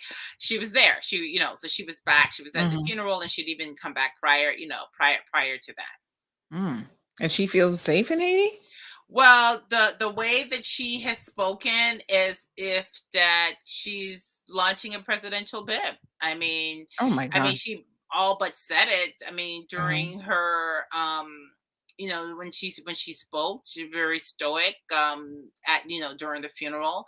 And then she's actually, I mean, we haven't seen her in a while, but you know, for weeks and a few months after his assassination, she was basically out, and one could even say on the campaign trail, if you call it that. So it's interesting. There's been, heightened criminal activity in Haiti, everything from this article about doctors being kidnapped and some hospitals are refusing new patients as a way to protest. Yes. There was a diplomat from, I'm trying to remember what country from the Dominican Republic, but he also happened to have been a U.S. citizen. So on the 22nd of April, so it's interesting because April 22nd was an interesting day. That was the date the United States government actually sent a formal request to Haitian authorities seeking the extradition. Well, it was the extradition, but seeking for the transfer of a jailed gang leader, Germain Joly, who's better known as Yon. And this is the gang leader who basically has been running this gang called Katsamaozo from behind bars. And the reason why that gang is important is because this was the gang that basically claimed credit for the kidnapping of 16 American missionaries and a Canadian back in October. And so, the last of the group was held for over 10 weeks, right? About 10 weeks. So this was like the longest kidnapping on record at least that we know of publicly, because a lot of times these kidnappings are not reported. And so, he was the subject of a U.S. indictment, even though he was already jailed in Haiti for other crimes. But in this indictment, the original charges had to do with gun trafficking. And basically the U.S. had arrested 3 individuals who were connected to this gang in Florida. It's clear from the criminal complaint that the U.S. had their telephones, one of the phones tapped, and they were monitoring conversations between the individuals in Florida and this gang leader in bars behind Haiti on arms that they were trafficking. When these guys, the allegations is when they were going out and buying these guns, they were, saying, "Hey, is this the gun you want?" There's voice messages and there's video calls. I mean, guys, this is a whole no WhatsApp. Everybody thinks that WhatsApp is so secure, and I'm like, oh wow, they have the ability to even monitor conversations on WhatsApp. And so he was flown here to Washington, D.C. He's already, had his first appearance, been arraigned. He's been held without bond. And the U.S. has now charged him a second time with the kidnapping of these American citizens in Haiti. But that same day that the U.S. requested his transfer, we saw a gang clash, a very deadly gang clash erupt in the stronghold of this gang just east of the capital, Port-au-Prince, in an area called Croix-des-Bouquets. And this will go on for like 2 weeks, where basically, you had over 9,000 people were forced out of their homes because of the gunfire. I mean, just all day, all night. The United Nations has put the death toll at least 75 individuals. A local human rights group in Haiti put it at 148 individuals minimum. You've got hundreds of thousands of kids throughout the capital who have not been able to go to school, because what happened was you had this gang clash happening east of the capital, which gives you access to 3 regions of the country, and then including the border with the Dominican Republic, and then to the southern entrance of the capital, you already had 4 regions that were already cut off because of an ongoing deadly gang scene there that started from June of last year, that also forced the displacement of over 20,000 individuals. Wow. So all of a sudden, here's Port-au-Prince is just becoming completely landlocked just because of, deadly gang violence. On top of that, you've got kidnappings that are happening, as you mentioned, with the doctors. I mean, one of them just got released yesterday, but she was held for like 20 days. And so she was one of 3 doctors that were kidnapped, held in custody, and the hospitals basically, they shut their doors. And that's, of course, triggered this very interesting debate. Doctors, they take this Hippocratic oath to, do no harm. And so when you close your doors to patients, to people who need it, are you not going against that? But as one, a priest who happens to also be a physician said to me, he says, listen, a hospital without doctors is just an empty warehouse. And when you have your staff that's now being targeted, it's like enough is enough. And so the other thing with this particular hospital, it runs the only juvenile cancer treatment center in the country for children. They also serve kids with heart defects in need of surgeries, which even that has been affected over the years, because it's an NGO that actually works in the Cayman as well. They bring some of those kids to the Cayman for those operations. But Haiti wasn't safe enough for them to fly, much less for the parents of the children who are in the country to get themselves to where this hospital was. So it's a very chaotic and it's a very troubling situation on what's happening there today. Oh my gosh! Wow, it's a lot to it's certainly a lot to keep up with. But you seem to do a very good job. I know sometimes you're actually in Haiti, and we see that journalists have been targeted in Haiti as well for both kidnappings and other things. Are you ever fearful, Jackie, when you're in Haiti? As a journalist, you just can't think about that. You just can't let your mind go there. I mean, you have to do the story. You have to keep yourself safe. You have to be aware of your surroundings. So I was just in Haiti in March and April. Me and my colleague Jose Iglesias, we went down to work on a story. We're calling it Deadly Voyages. It's a series, and it's basically looking at all these factors that I just mentioned to you, and how they are very much forcing people to risk their lives at sea once again. And today we are in the largest Haitian boat migration crisis in nearly 20 years, since 2004. Most people haven't noticed it. We're over at 5,000 Haitians who have been stopped at sea by the U.S. Coast Guard. Yesterday, there were 800 of them who were grounded in Cuba, 842 to be exact, on a boat. They were headed to Key West. So could you imagine if that boat actually had made it into the Keys? And people, what's different today than previous, crises is that today people accept that they will die. As one young man said to me, we're already dead. We're just not buried yet.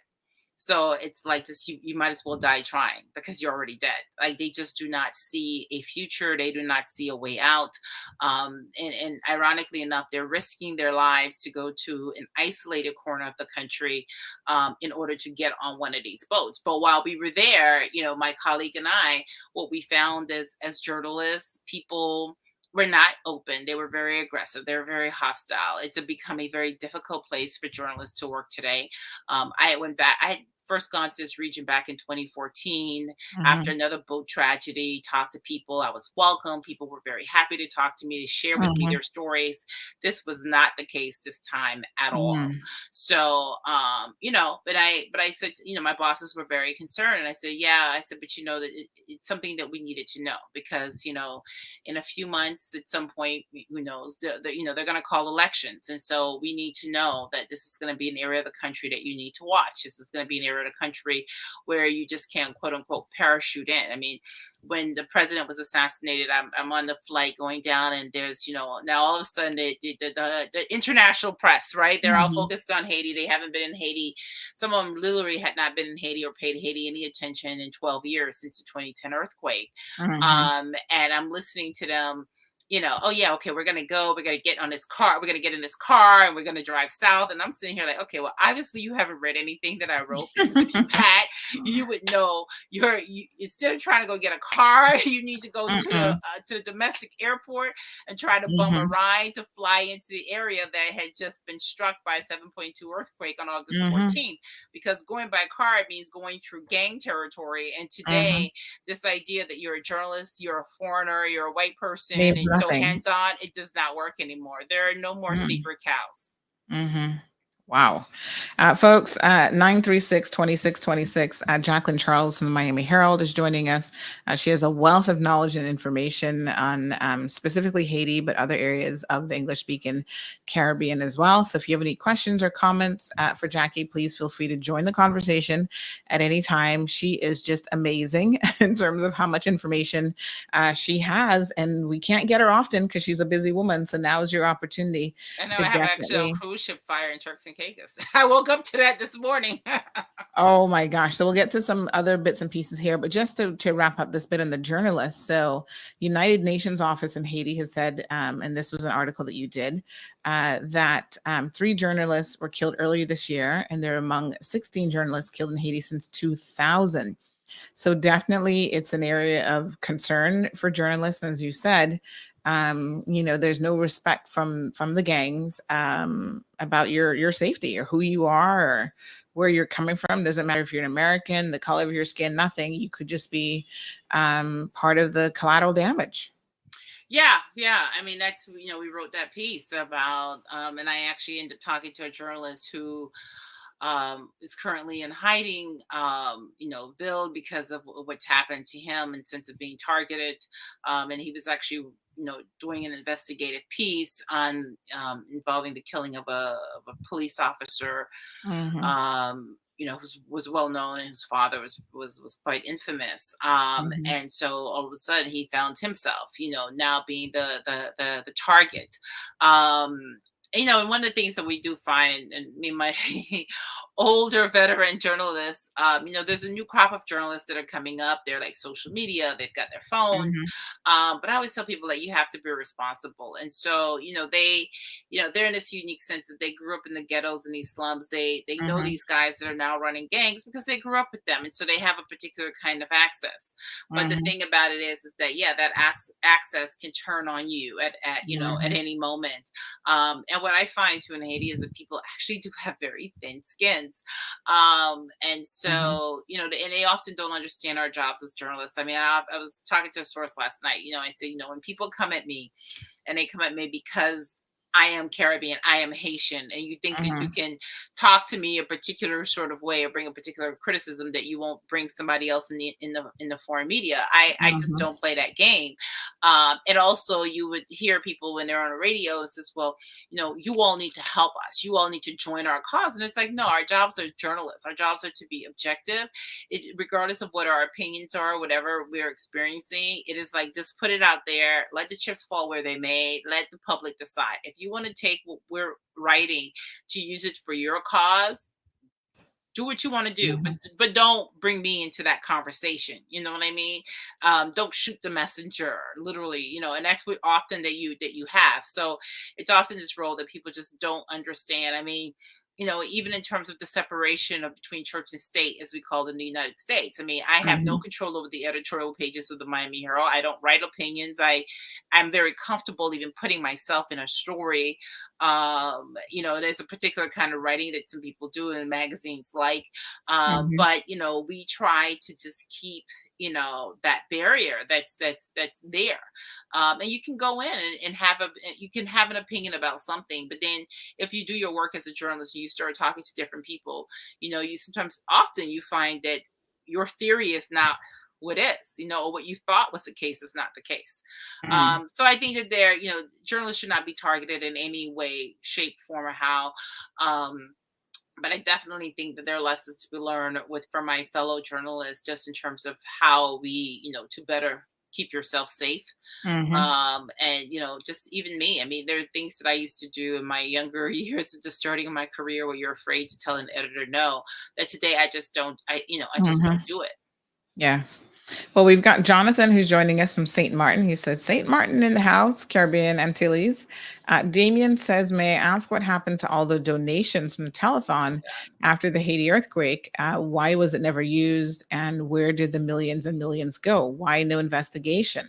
There was an investigation. You just didn't read my story. So on the 10th anniversary of the Haiti earthquake, I actually wrote several stories about, what happened and how billions of dollars were promised to Haiti, and that money didn't come.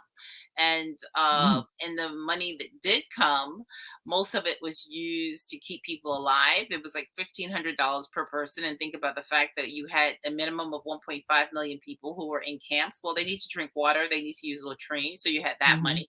But you also had money that just basically went to these NGOs that were using it to rent houses for their staffers, to hire staff, to, vehicles. Very little, if any of it, even went to the Haitian government. There is a corruption issue there, but those are Petro-Caribbean dollars, Venezuelan dollars. Those have nothing to do with the billions of dollars that the world promised and provided. Contrary to what people think, that the Clinton Foundation or the Clintons had money. No, they did not. The monies were kept by countries who basically funneled those monies either through their development agencies or through nonprofit, non-governmental organizations that were out of their, countries. And so one of the biggest issues, for instance, was the question of housing. So there was a lot of promises made that we're going to take people, the 1.5 million people who were homeless by this devastating 7.0 quake that killed over 300,000 people, and that they were going to get them into permanent housing. Well, there was an issue in the fact that Haitian law, prevents people from owning government land. So that became this point of tensions. And at some point, the NGO said, listen, we're not going to go and invest money in bricks and mortar if the person we're going to put in these structures are not going to be able to own the land underneath it. And because everybody wanted to show that they were reaching out to poor people, what happened? You had middle class people who were homeowners, who had documents that proof they owned their homes that had completely collapsed, that needed the homes too. But people didn't want to. They didn't want to do that because it just wasn't sexy. It just didn't make for good headlines. And people would say, "Oh my God, here's this poor country, but you're helping the people that are rich." Not really, but you know what I mean. If you wanted to really show, here's progress and here's what's being done, that was a group that you could have targeted, you could have focused on. And I've talked to people since then who says they wish they had done that, but there was just so much pressure to raise support, to do this, to do that, and not thinking about the structural issues. And I have to tell you that this isn't just a problem that's unique to Haiti. I ran into this in Barbuda when I went a couple of years ago to cover the quake. The hurricane there.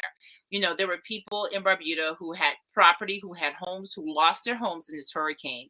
And because of this antiquated slavery law in terms of how land was passed down, they honestly had no proof to go to a bank to say, I own this house, so I should be able to get a loan or I should be able to get assistance.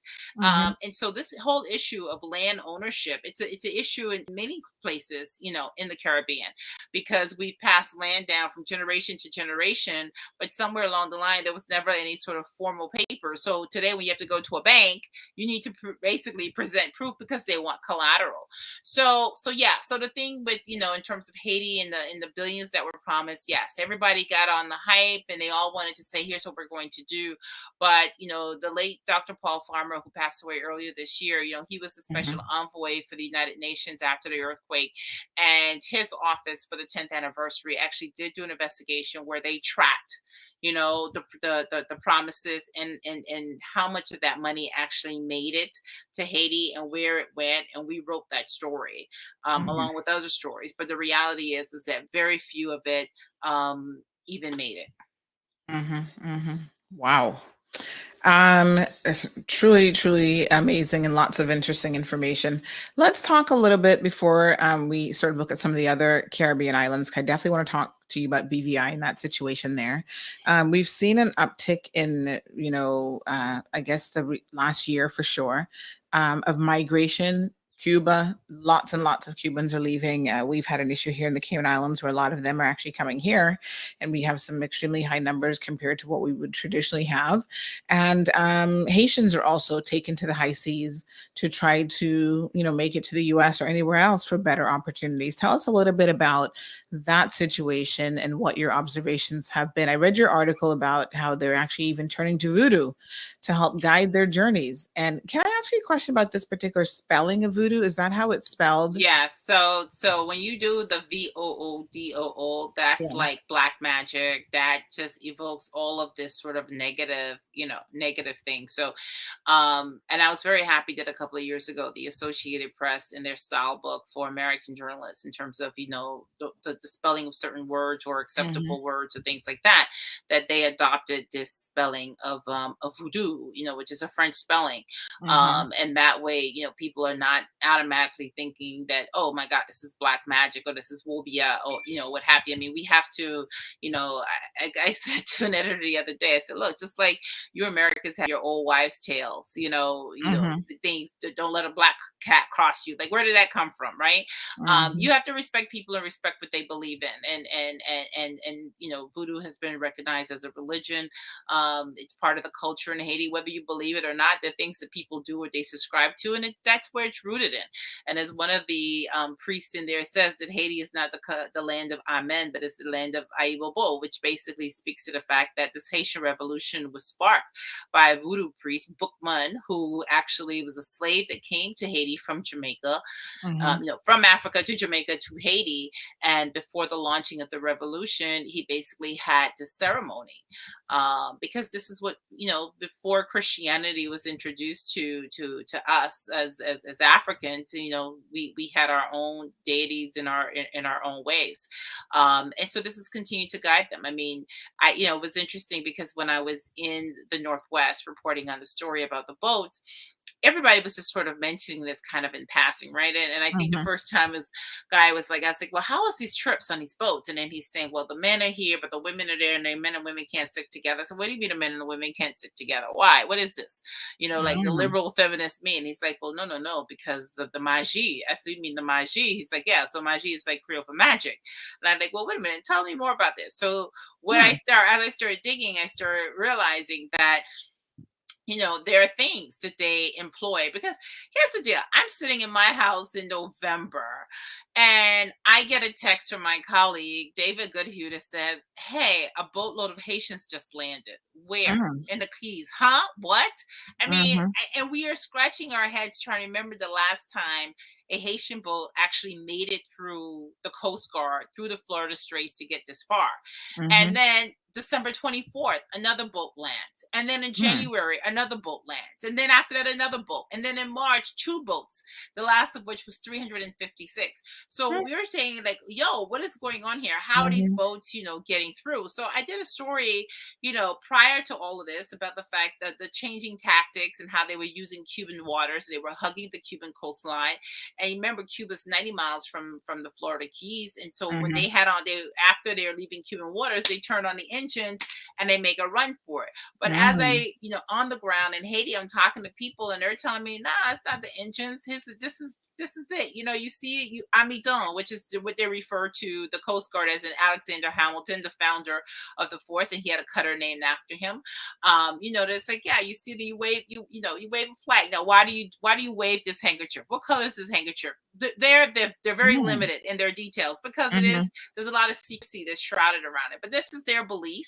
Right. The same way how if we're gonna go on a journey, we pray to God and we ask for guidance. So with them, they go and they seek this spiritual armor. But today, yes, when you hear the drums beating in this part of the country, you can rest assured that a boat is about to launch. So they go through this whole ritual of different things that they do in order to, they say they can give themselves a safe voyage. So you These talk are the about people who are spiritual leading the protection. trips. Yeah, so these are the people who are Right. leading the trip. So in order to get spiritual protection, so along with getting your engines, along with getting your sails, along with getting your fuel, you know what? They go and see a voodoo priest of their choosing. And yes, they have a ritual. And then even the boat itself goes through a ritual and it's blessed in order for a safe journey. Very interesting. Pouring of rum, citrus scented cologne, named Called the Florida Florida water, water. which is so funny. It Chicken actually exists. sacrifice. Yes. They've got conditions for the voyage, so no sexual relations on board, which would make sense. Men and women sit separately. Personal good luck charms and amulets not allowed because they would conflict with spiritual purification rituals that the boat has already received. Wow. I mean, when you think about some of these things, right? There's like very practical explanation. No sexual relations on board, because if you start doing that, you're going to end up having a fight. People aren't allowed to smoke. Only the person who's doing the voyage is allowed to smoke. Of course, because if somebody smokes, the cigarette is gonna, you can burn down the boat. I mean, so there's these practical rationales, but for them and their spiritual minds and what they believe in, these also have other meanings. And so that's what it is. For me, I wanted to find a way to bring this aspect of the culture in a very balanced and respectful way, and to have people understand, like, here's a story that you have never heard of you, or you don't know. But this is what people, when they're going into these, they may not have a life vest, but they've got this spiritual armor that they really believe is going to allow them to get through. So you have some information here about the apprehensions of migrants after landing by sea in Florida. You compare Haiti and Cuba because obviously those are the two Caribbean nations that are doing this, I guess, the most. Is anybody else getting in a boat. I know we've reported on between Venezuela and Trinidad, that route, but into the US, is it in primarily? Puerto Rico, we have another chart on another story where you can see the Puerto Rican numbers, and you can see there are people from, the Netherlands, there are Brazilians, there are Venezuelans, and you see the top three are Haitians, Dominicans, and Venezuelans. They're going through that route through the Mona Passage, and a lot of Venezuelans are ending up in the USVI. But for the Florida Keys, it's basically Haitians and Cubans. And basically, we're back to the future. We are once again back in the 90s, where we had both Haiti and Cuba were both, having political issues and unrest. And as a result, you saw it play itself out on the high seas. And, we had the largest Haitian, in crisis. We had over 40,000 people at the Guantanamo Bay Naval Base, in Cuba, after they were being picked up on, U.S. Coast Guard cutters. And at the same time, we had people coming over from Cuba on rafts. And so yesterday, for instance, while the Cubans had this boat that grounded in Cuba because it started taking on water, and it had 800 Haitian migrants on board, there were 3 landings of Cubans in the Florida Keys, 3 different landings where they landed. At the same time, we've had over 40,000 Cubans to cross the U.S. southern border, with Mexico in the last year. So, what we're seeing there is this shift to where Cubans are coming over by land, and the numbers for Haitians too. There's still more Haitians that are crossing over for the U.S. southern border, but they're different. Those Haitians that are crossing over, they've been living somewhere in South America for years after the earthquake. They're not necessarily coming directly from Haiti. You may have 1 or 2, but the people that are getting on a boat are coming from Haiti. The people that are coming at the southern border are essentially coming from third countries in Latin America. Wow. So since November 18th, more than 1,400 Haitians have landed on U.S. soil, with both crossings arriving in the Florida Keys and the U.S. territory of Puerto Rico. Another 55,000 plus have been stopped at sea and returned to Haiti. So what is the U.S. position when you say that they've been stopped at sea and returned to Haiti? Do they just turn them back in their little rickety boats? Are they picking them up and sending them back on a plane? Like, how are they repatriating? So if you're stopped at sea, and which was the USDHS declared this after the assassination, that any Cubans any migrants, but in our case that means Cubans and Haitians who are stopped at sea, caught at sea, will be returned back to their home country. So that means that they're stopped by the U.S. Coast Guard, and then they are put on U.S. Coast Guard cutters, and then they are returned on U.S. Coast Guard cutters. When they are picked up in Cuba, or they're picked up in the Bahamas, or the Turks and Caicos, they are flown back. Or at the U.S. southern border, they're flown back. So there's over 20,000, for instance, who have been flown back to Haiti after crossing the U.S. southern border, and they were expelled under this thing called Title 42, where basically they don't have any chance of applying or requesting asylum. It's a very quick turnaround. So that's but those the sea crossings are all by cutter, by boat. They're not kept on their boat, because oftentimes their boats are very unsafe. Their boats are taking on water. It's overcrowded, overloaded. These are not the boats that you want to be trying to tug back to anywhere. Wow. And you say it's a very swift process. So one of the criticisms here in the Cayman Islands is the repatriation, even of Cubans, seems to be taking forever. We do have a process where they can apply for political asylum. And that process seems to be very protracted and just takes a long time. The government now, given the recent increase in numbers, has made a commitment to, try to speed up the process. But it's interesting. Well, that's because of asylum. I mean, because what you guys are doing in the Cayman Islands is that you do have a process where you're allowing them to do it. The United States also has a process, but what's happening here in the U.S. is that after the pandemic, the U.S. under Trump evoked something called Title 42 as a public health law that basically says your entrance into the United States poses a public health threat, and we can't have you there. So that's the criticism from immigration advocates, which is that people who are running from, persecution, who are seeking asylum in the United States, are not being afforded that opportunity, because the minute they cross, they are picked up, they're arrested, they're detained, and they're immediately put on a plane and they are sent back to their countries. Now, in terms of those that are picked up at sea, they haven't made it into into the U.S. territorial waters, and so they present there's a safety hazard there. And one of the things that we've been trying to get at, and we're being told by migrants, is that they are not asked if they have a fear of persecution if they're returned back. I mean, it used to be where the Coast Guard was providing those sort of interviews on board. I'm told they are. Migrants are telling us that they aren't. At the same time, there's a lot of confusion about the decisions that are being made in terms of who gets in and who doesn't get in. And let me tell you, getting in is not home free. So what's the example of that? So in March, we had a boat with 356 Haitians that arrived in the U.S. territorial waters off the Florida Keys.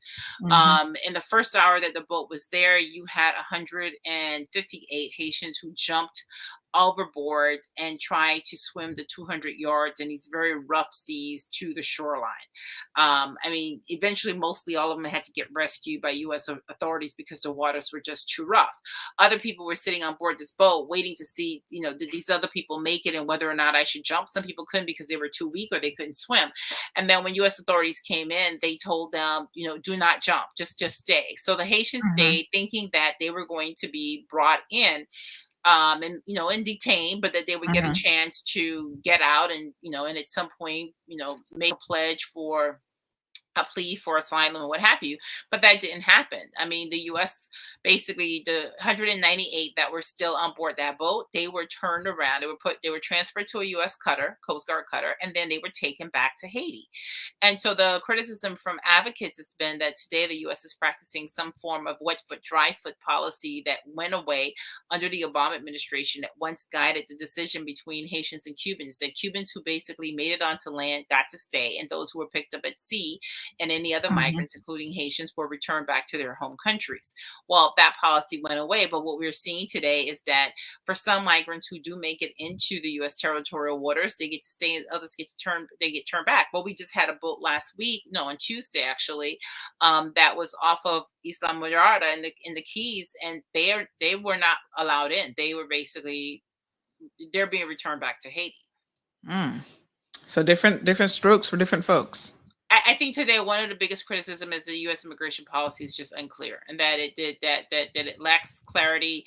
I mean, we don't even know the 1,400 that arrived here. Where are they? Are they in detention centers still? Have they been paroled? If they've been paroled, under what conditions have they been paroled? Are they in a situation where they can even apply for asylum, or is the parole so short that they actually have no way of applying for asylum, and that at the next time they go to check in with immigration authorities, they're basically put on the plane and sent back to Haiti?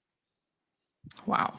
It's hard to believe that people actually disappear in the U.S. But Marshall makes a comment. He says he guessed the boat that capsized they didn't get the right voodoo blessings, and maybe that's what happened there. Well, this is a very perilous journey. I mean, people should not. It's the Mona Passage is one of the most dangerous passages, sea passages, and the ocean is vast. I mean, I went a couple of weeks ago. I was up in a airplane with the Coast Guard, and we were right 300 feet above the water, flying over the Bahamas, some of those islands of the Bahamas. And when you're looking at that, you realize just how vast it is. And people are, they're in boats, and especially the ones that come from the Dominican Republic. These are not big boats. These are almost like canoes, and so people do die. They disappear. Some of them, die without even a trace. And so, yeah, you pray for things, and you pray that things won't happen, and bad things still happens to you. That's regardless of voodoo or Christian beliefs or whatever it is. When you take on something that is risky, the reason why it's called risky is because there's a percentage that a high percentage you will not succeed. Wow. All right, let's switch gears a little bit here and talk about the situation in BVI, which the Miami Herald actually broke the story about the arrest of the prime. Is he a prime minister? Premier. Yeah, premier. And tell us a little bit what you know about this. Your article about him being a little crook was that's what his port director called him. I mean, it's like, my premier is a little crook, I know. It was just so shocking when you're going through that. I mean, gosh, it's like, look, I am from the Turks and Caicos, so we all know, the last time that this happened and where it happened and what happened. So, I think all of us as Caribbean people were just like, oh my God, are you serious? Are you for real? Yeah. Like, not again. People are looking at us and they're like, here we go. And this is a British territory. So, Turks Island, Cayman, Bermuda, we're all in this, right? Yeah. And so, so that was the thing. It was like, okay. So my colleague, Jay Weaver, who covers federal courts, I have to definitely credit him because he got the tip. And by the time that the note was going around from the governor of BVI, the story was already up. Because JR had already got this tip. He's very plugged in. It was like, yo, this is coming in.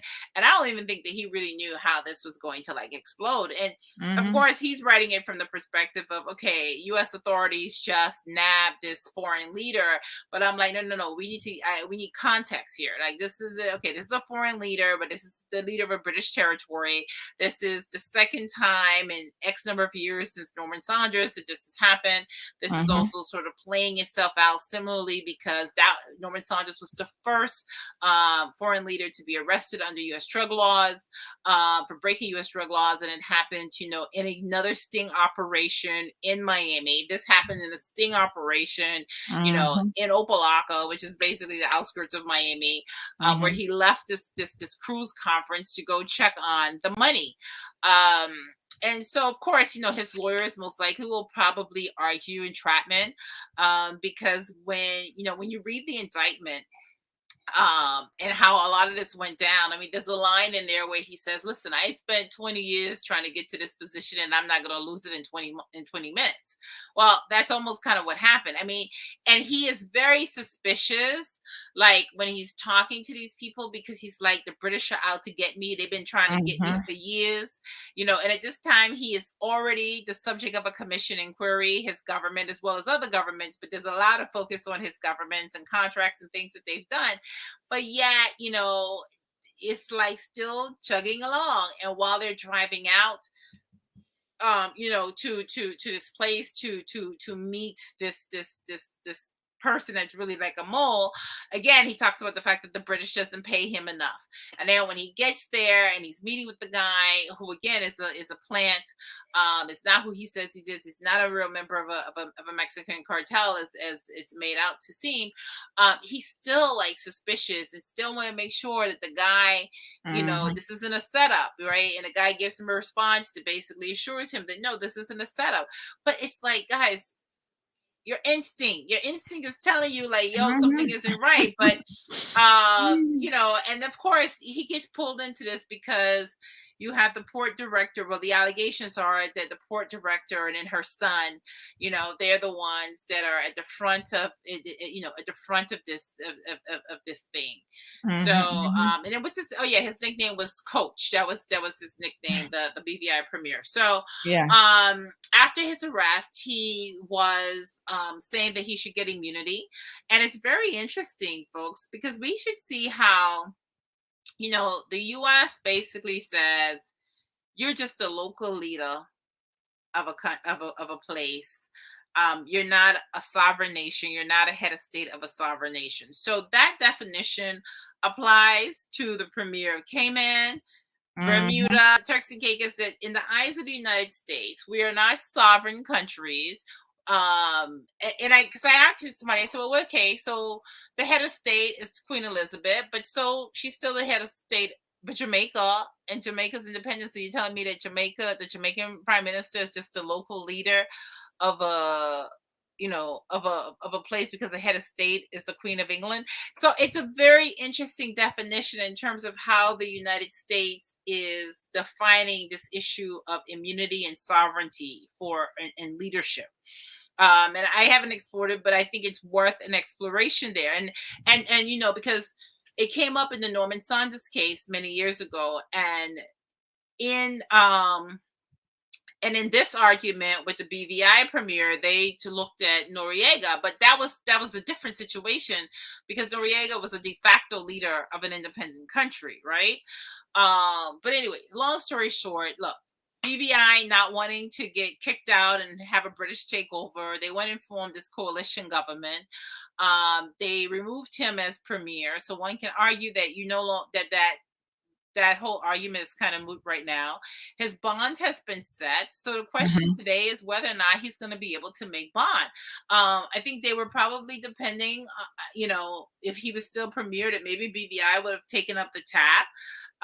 The port director she has a public defender, which basically is an indication where she's saying, look, I don't have any money to hire a private attorney. I think that's going to be another issue that's going to come up, because there's some debate in terms of whether or not she can afford a private attorney or not. But the money that you also have, you have to prove to the U.S. government that it's not money that's ill-gained, that it's money that you gained legally that you're going to be using for your defense.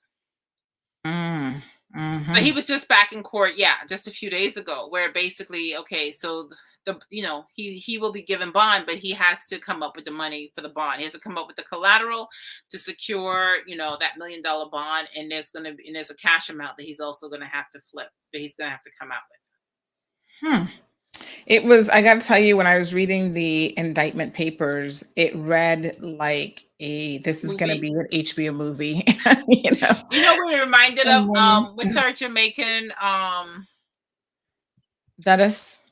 Yes. No, not Dudus. Not Dudus. Reggae artist. Oh, Bougie. Bougie. Okay.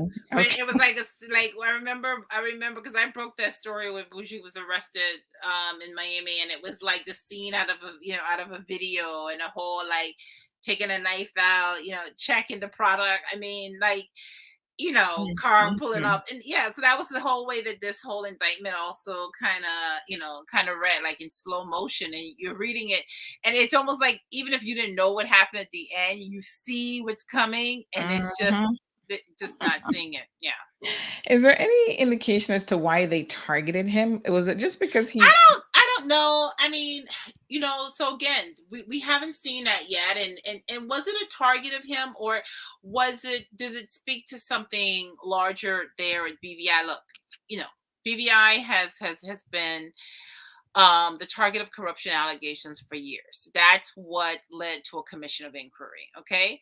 And in this commission of inquiry, while a lot of us have focused on this premier and his governance of the island, the reality is that the commission of inquiry looked at various governments that had been in charge of the BVI and things that were taking hanky-panky that was taking place, and they even recommended that there should be further investigations for even criminal prosecution in some of these areas like immigration and customs.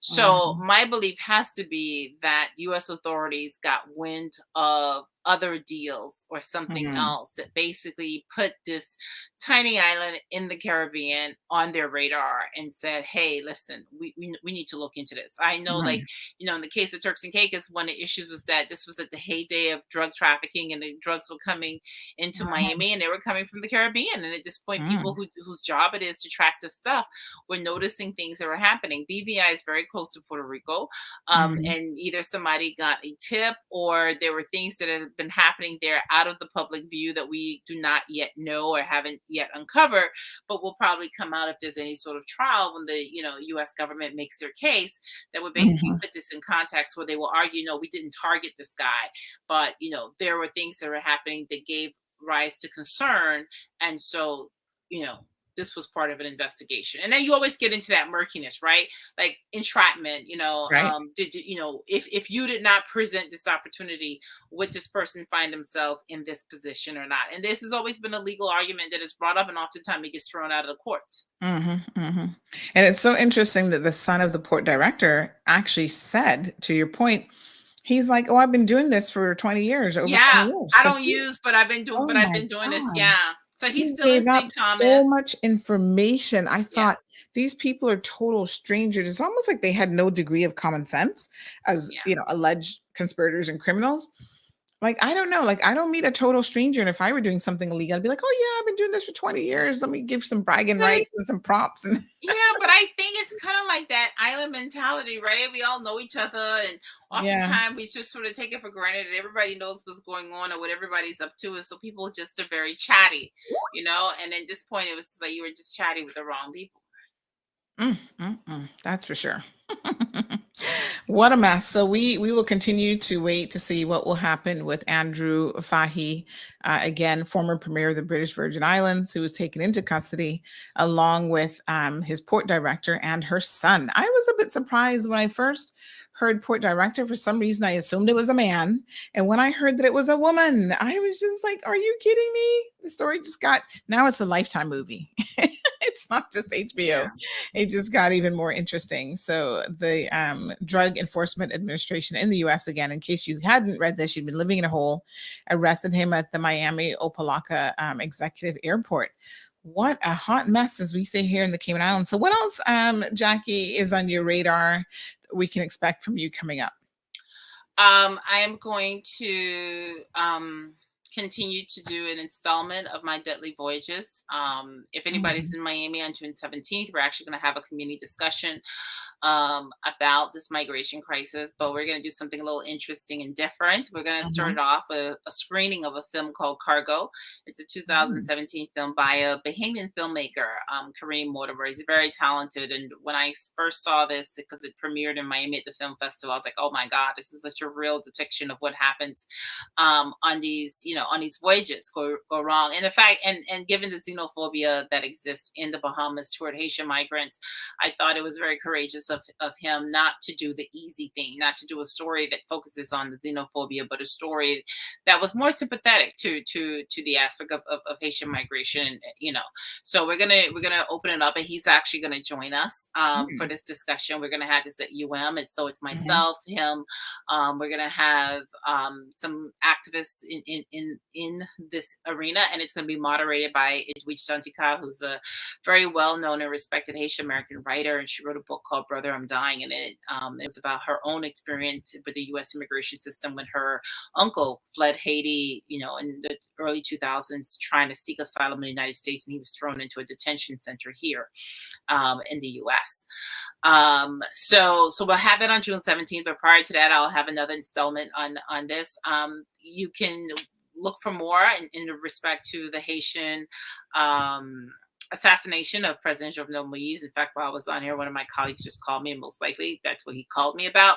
So we are continuing to work on that story and continue to try to uncover the truth for that story for our readers and for others who want to know, how does a president end up getting killed in his own bedroom in the middle of the night?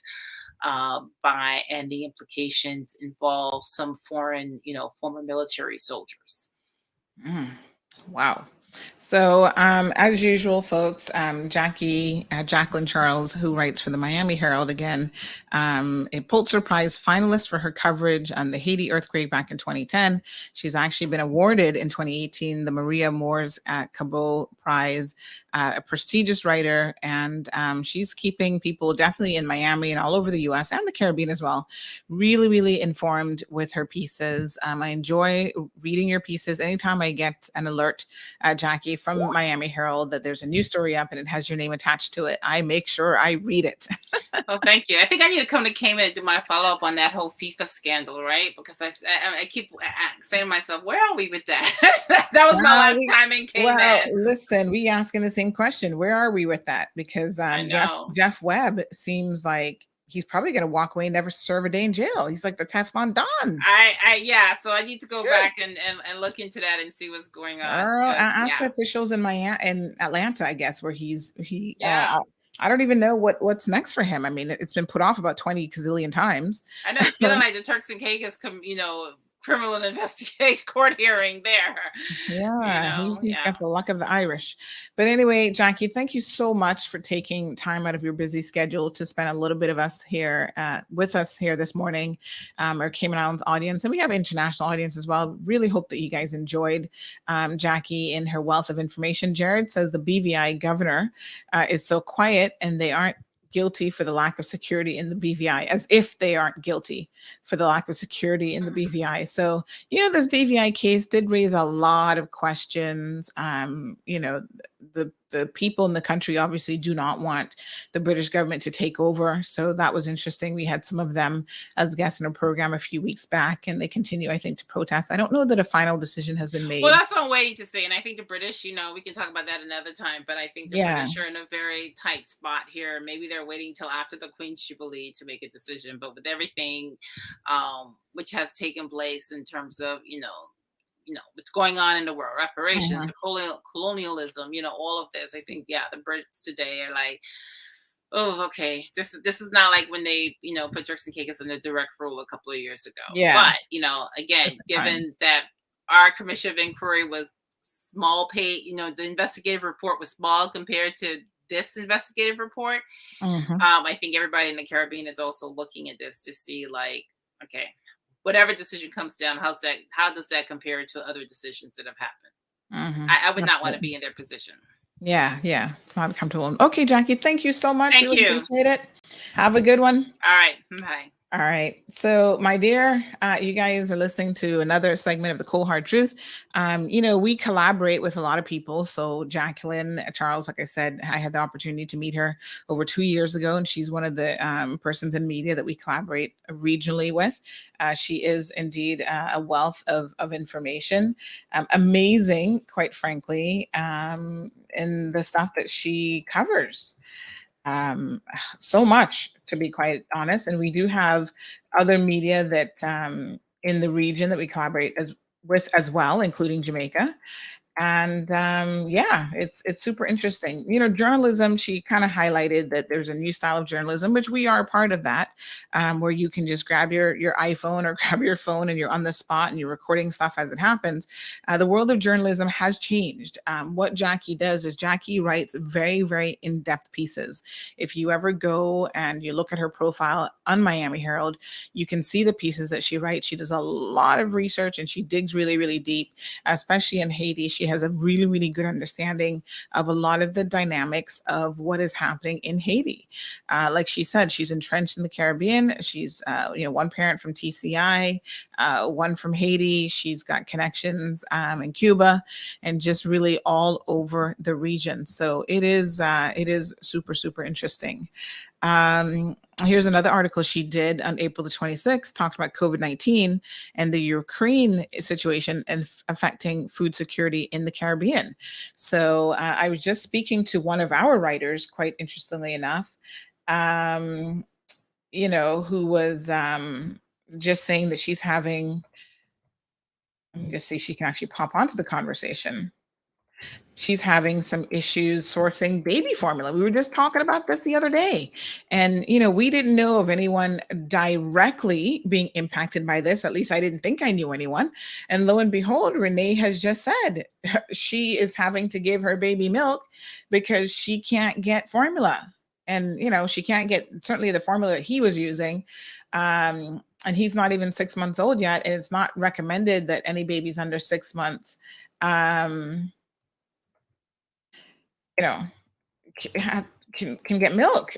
These are issues that we think we're in isolation sort of with or from, but the truth of the matter is we're not that far from, it's like 2 degrees of separation, right? Where we know someone who is in that situation. What a match. She's going to pop in and tell us a little bit about her situation. So let me just read some of your comments in the interim. So Wanda says, really enjoyed your conversation with Jacqueline Charles. Thank you so much, Wanda. Good morning to Paul. How are you? He's joining us from Bermuda. So good to see you. Jared said the former premier is still an elected representative of BVI. Have they not removed him yet? I would have thought the BVI would have done what they needed to do. I mean, they've removed him definitely as premier, but what does it take for him to be removed as an elected official? I don't know if that formality has taken place yet or not, but really, really interesting observation. So let's chat with Renee for a few minutes. Good morning, Renee. Hi, Sandy. How are you? I'm okay. Good morning, Cayman. I'm doing well, thanks. So I was just telling your listeners that I had no idea. I mean, we actually talked about this situation last week and the struggles of, people in the U.S. actually getting access to baby formula because of the shutdown of the Abbott plant and the ensuing, windfall of baby formula shortage. But I didn't know anybody who was dealing with this until you mentioned it this morning. So tell us a little bit about how this shortage has impacted you. Well, for one, I have been giving my baby a specific formula, but I had to change it this week because I couldn't get that one. Up to yesterday, I couldn't get it at all, get any at all. So last night, I had to actually give him milk, regular milk. Wow. So, and he was quite fussy, so I'm not even sure if it's bothering him. Oh my So God. it's really bad. Yeah. So when you go to, where do you normally go to shop? We're talking about places like Publix, Walmart. Yes. So you're going to these stores and they have no baby formula. The shelves are empty. Wow. And it's interesting that you mentioned because, even with my daughter, she had to have formula. She was a preemie, so there were reasons why she needed to get formula. And you put them on a particular one, and sometimes that one doesn't work out, and you have to, try a different formula. And when they get used to something, and then you have to switch it up on them, it can really impact their digestive tract. So you're saying that today, he's not the happiest baby in the world. No, and because he's having milk for the first time, so I can only imagine what's happening. And in typical Caribbean fashion, someone wants to know, why can't you breastfeed? So people always ask this question, and I find it so interesting, especially when it comes from women, because I would think that women. For one, I don't have any milk, so I can't give him what I don't have. Yeah, I think that I would love to, but I don't have any milk. Yeah. People assume that everybody produces milk and that everyone is able to breastfeed. And there are tons of reasons why women might not be able to breastfeed. So yeah, if you don't have milk, then that's not a possibility. So what then are you looking at having to do? We're going to see, I know you sent me the brand that you were using for him, and we're going to certainly see if we can source it here in Cayman and maybe send you some of it because, as far as I know, we're not having a massive shortage here. So if we can find the one. Based on what I know, it's just the US. I'm not sure why, but they have been importing, but it hasn't been distributed widely as yet. So Kim Maria wants to know how old your baby is. So he's not 6 months yet. No, yes, he is. He's 7 months. He's now 7 months. Okay. Yes. Has he started eating anything else, or he's still pretty much? Yes, I'm giving him other things. Yeah. But the formula, to be very, very clear, one of the reasons why formula is actually important, especially if you can't breastfeed, is it has a very balanced amount of nutrients in it for young babies, what they need to develop their brains and other, vital aspects of infant development. So yes, and especially for nights, you don't want to feed, although he's eating other stuff, I can't give him those at night. So the formula works for nights, really. It works best for nights. Yes. Well, we're going to see if we can help you out, Renee, by, seeing if we have that particular formula here. Maybe we can send it on Cayman Airways with a friend and they can get it to you. These are things that obviously cause mothers to go through very stressful times with babies. And, gosh, we didn't really see it coming, but here we are. Yes, and it's especially a problem for mothers with babies who can't have any about anything. They have to have a specific formula. So it's really stressful for a lot of mothers. And Renee, as you guys know, does a lot of the behind the scenes writing here on CMR. She keeps us up to date, a lot of regional and even a lot of the local stuff, because I've been getting so busy. I've been passing a lot of that on to her. So Renee, thank you so much for the work that you do. There's not really a face to you, but you're there making a real impact here on Cayman Mall Road. And funny enough, I'm going to send you another article I need you to start working on. No problem. There's been this fire aboard a Carnival Freedom cruise ship, which is actually docked this morning in Turks and Caicos. So this is breaking news. Jackie actually just mentioned it, that she got a message from one of her colleagues about it. So Renee does a fantastic job of researching and pulling up different sources, and she's able to keep us all informed. So Renee, thank you very, very much. We hope that you're able to get the situation sorted out soon. We'll see what we can do. Misha says that there's a lot to breastfeeding. Milk doesn't just come out. She's shaking her head at the insensitivity of some people. Other people are suggesting he can get cornmeal and plantains already. I don't think a 7-month-old should be eating plantains. Well, they do. In Jamaica, they do give them porridge. They make sure your stomach tough in the Caribbean, eating what you should be before you even get started. Yes. What a mess.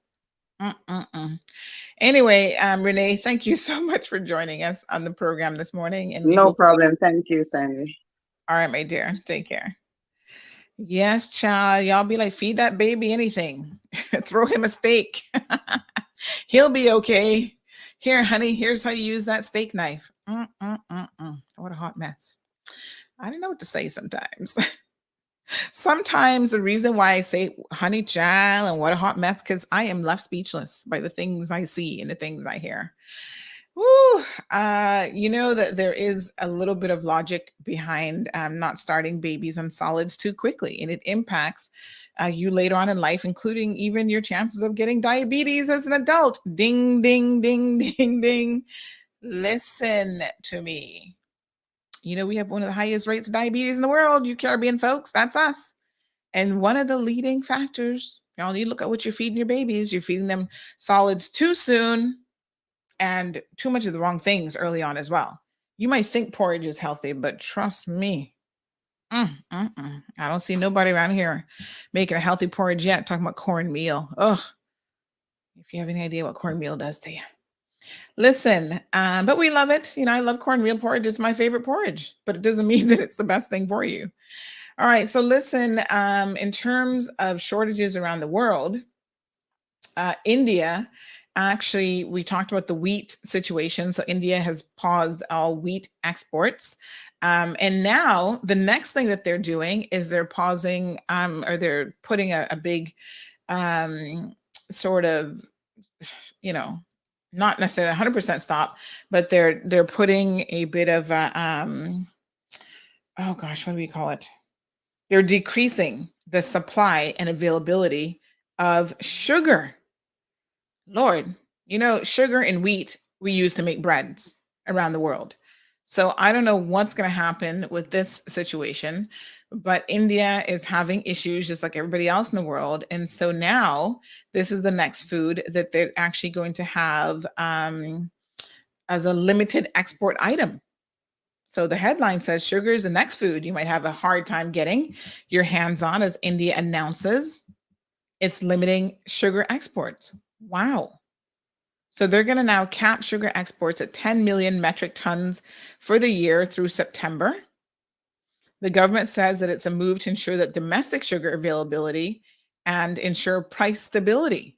So everybody's complaining about the increase in food prices and all this kind of stuff, as though Foster's Food Fair, Hurley's, or what's the other one called? What's the other supermarket? Foster's, Hurley's, Kirk Market. As though those grocery stores have any real control over pricing.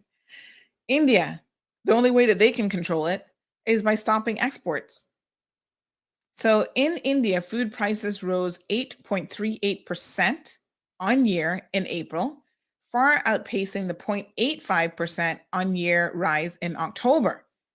So now they're trying to decide, my gosh, how can we put a stop to this?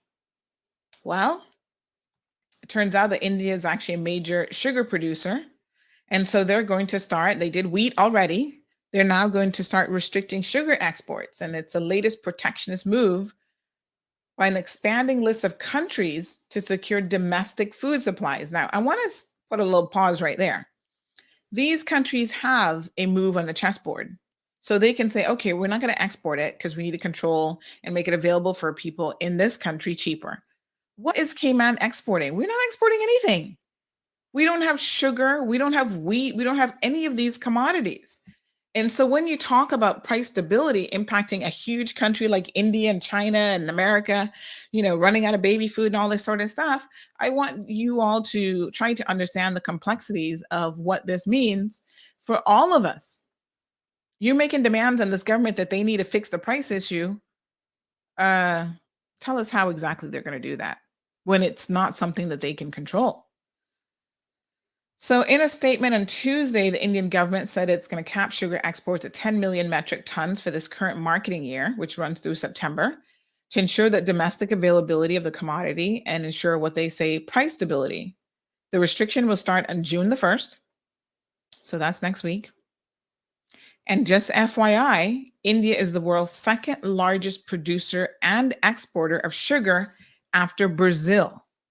So major importers of Indian sugar include Indonesia and Sri Lanka. Poor Sri Lanka. They've been hit hard with all sorts of gas prices and turmoil and stuff as well. So the South Asian country exports 7.2 million tons of sugar in the last marketing year, according to the U.S. Department of Agriculture. And this is going to be well short of its new export cap. So they're not facing a sugar shortfall, but like most countries, they're looking to control food inflation. So food inflation in India has risen sharply in the last year, putting pressure on the government to soften the impact on the electorate. So just like here, y'all pressuring the government, in India, people there are also pressuring the government, except they have a move on the chessboard. So what they have said to Reuters as of yesterday is that uncontrolled exports could create scarcity and local prices could spike during the festive season. So they have, their festivities coming up. So India is actually the world's largest sugar consumer. Imagine that. And celebrates its biggest festival, Diwali, in October of this year. So they want to make sure they got enough sugar for Diwali, chill.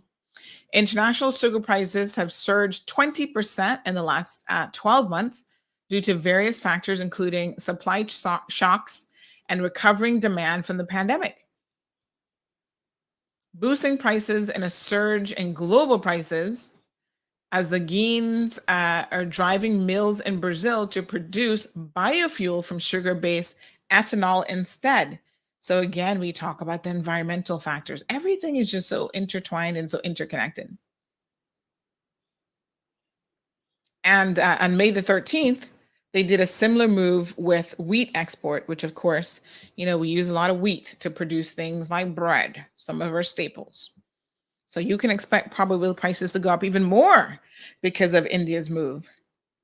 So prices of food and fertilizers have risen the most since 2008 due to Russia's invasion of Ukraine. So those of you who sit down on this program, you say, I don't care about Ukraine. I don't want to hear that. Just tell me local gossip. This is why we talk about these international issues, because everything has a knock-on effect. To our radio listeners, time to say goodbye to you all. Have a wonderful day. Thank you so much for listening. Big shout out to Bobo 89.1 FM. Thank you for tuning in to another episode of The Cold Hard Truth on Bobo 89.1 FM. Cayman's #1 talk show is live weekdays from 7:30 a.m. Never miss an episode again. Watch anytime on CMR's Facebook and YouTube channels for the latest show episodes. Don't forget to follow us online on our social media channels. And visit CaymanMarlRoad.com for all the latest news and community happenings.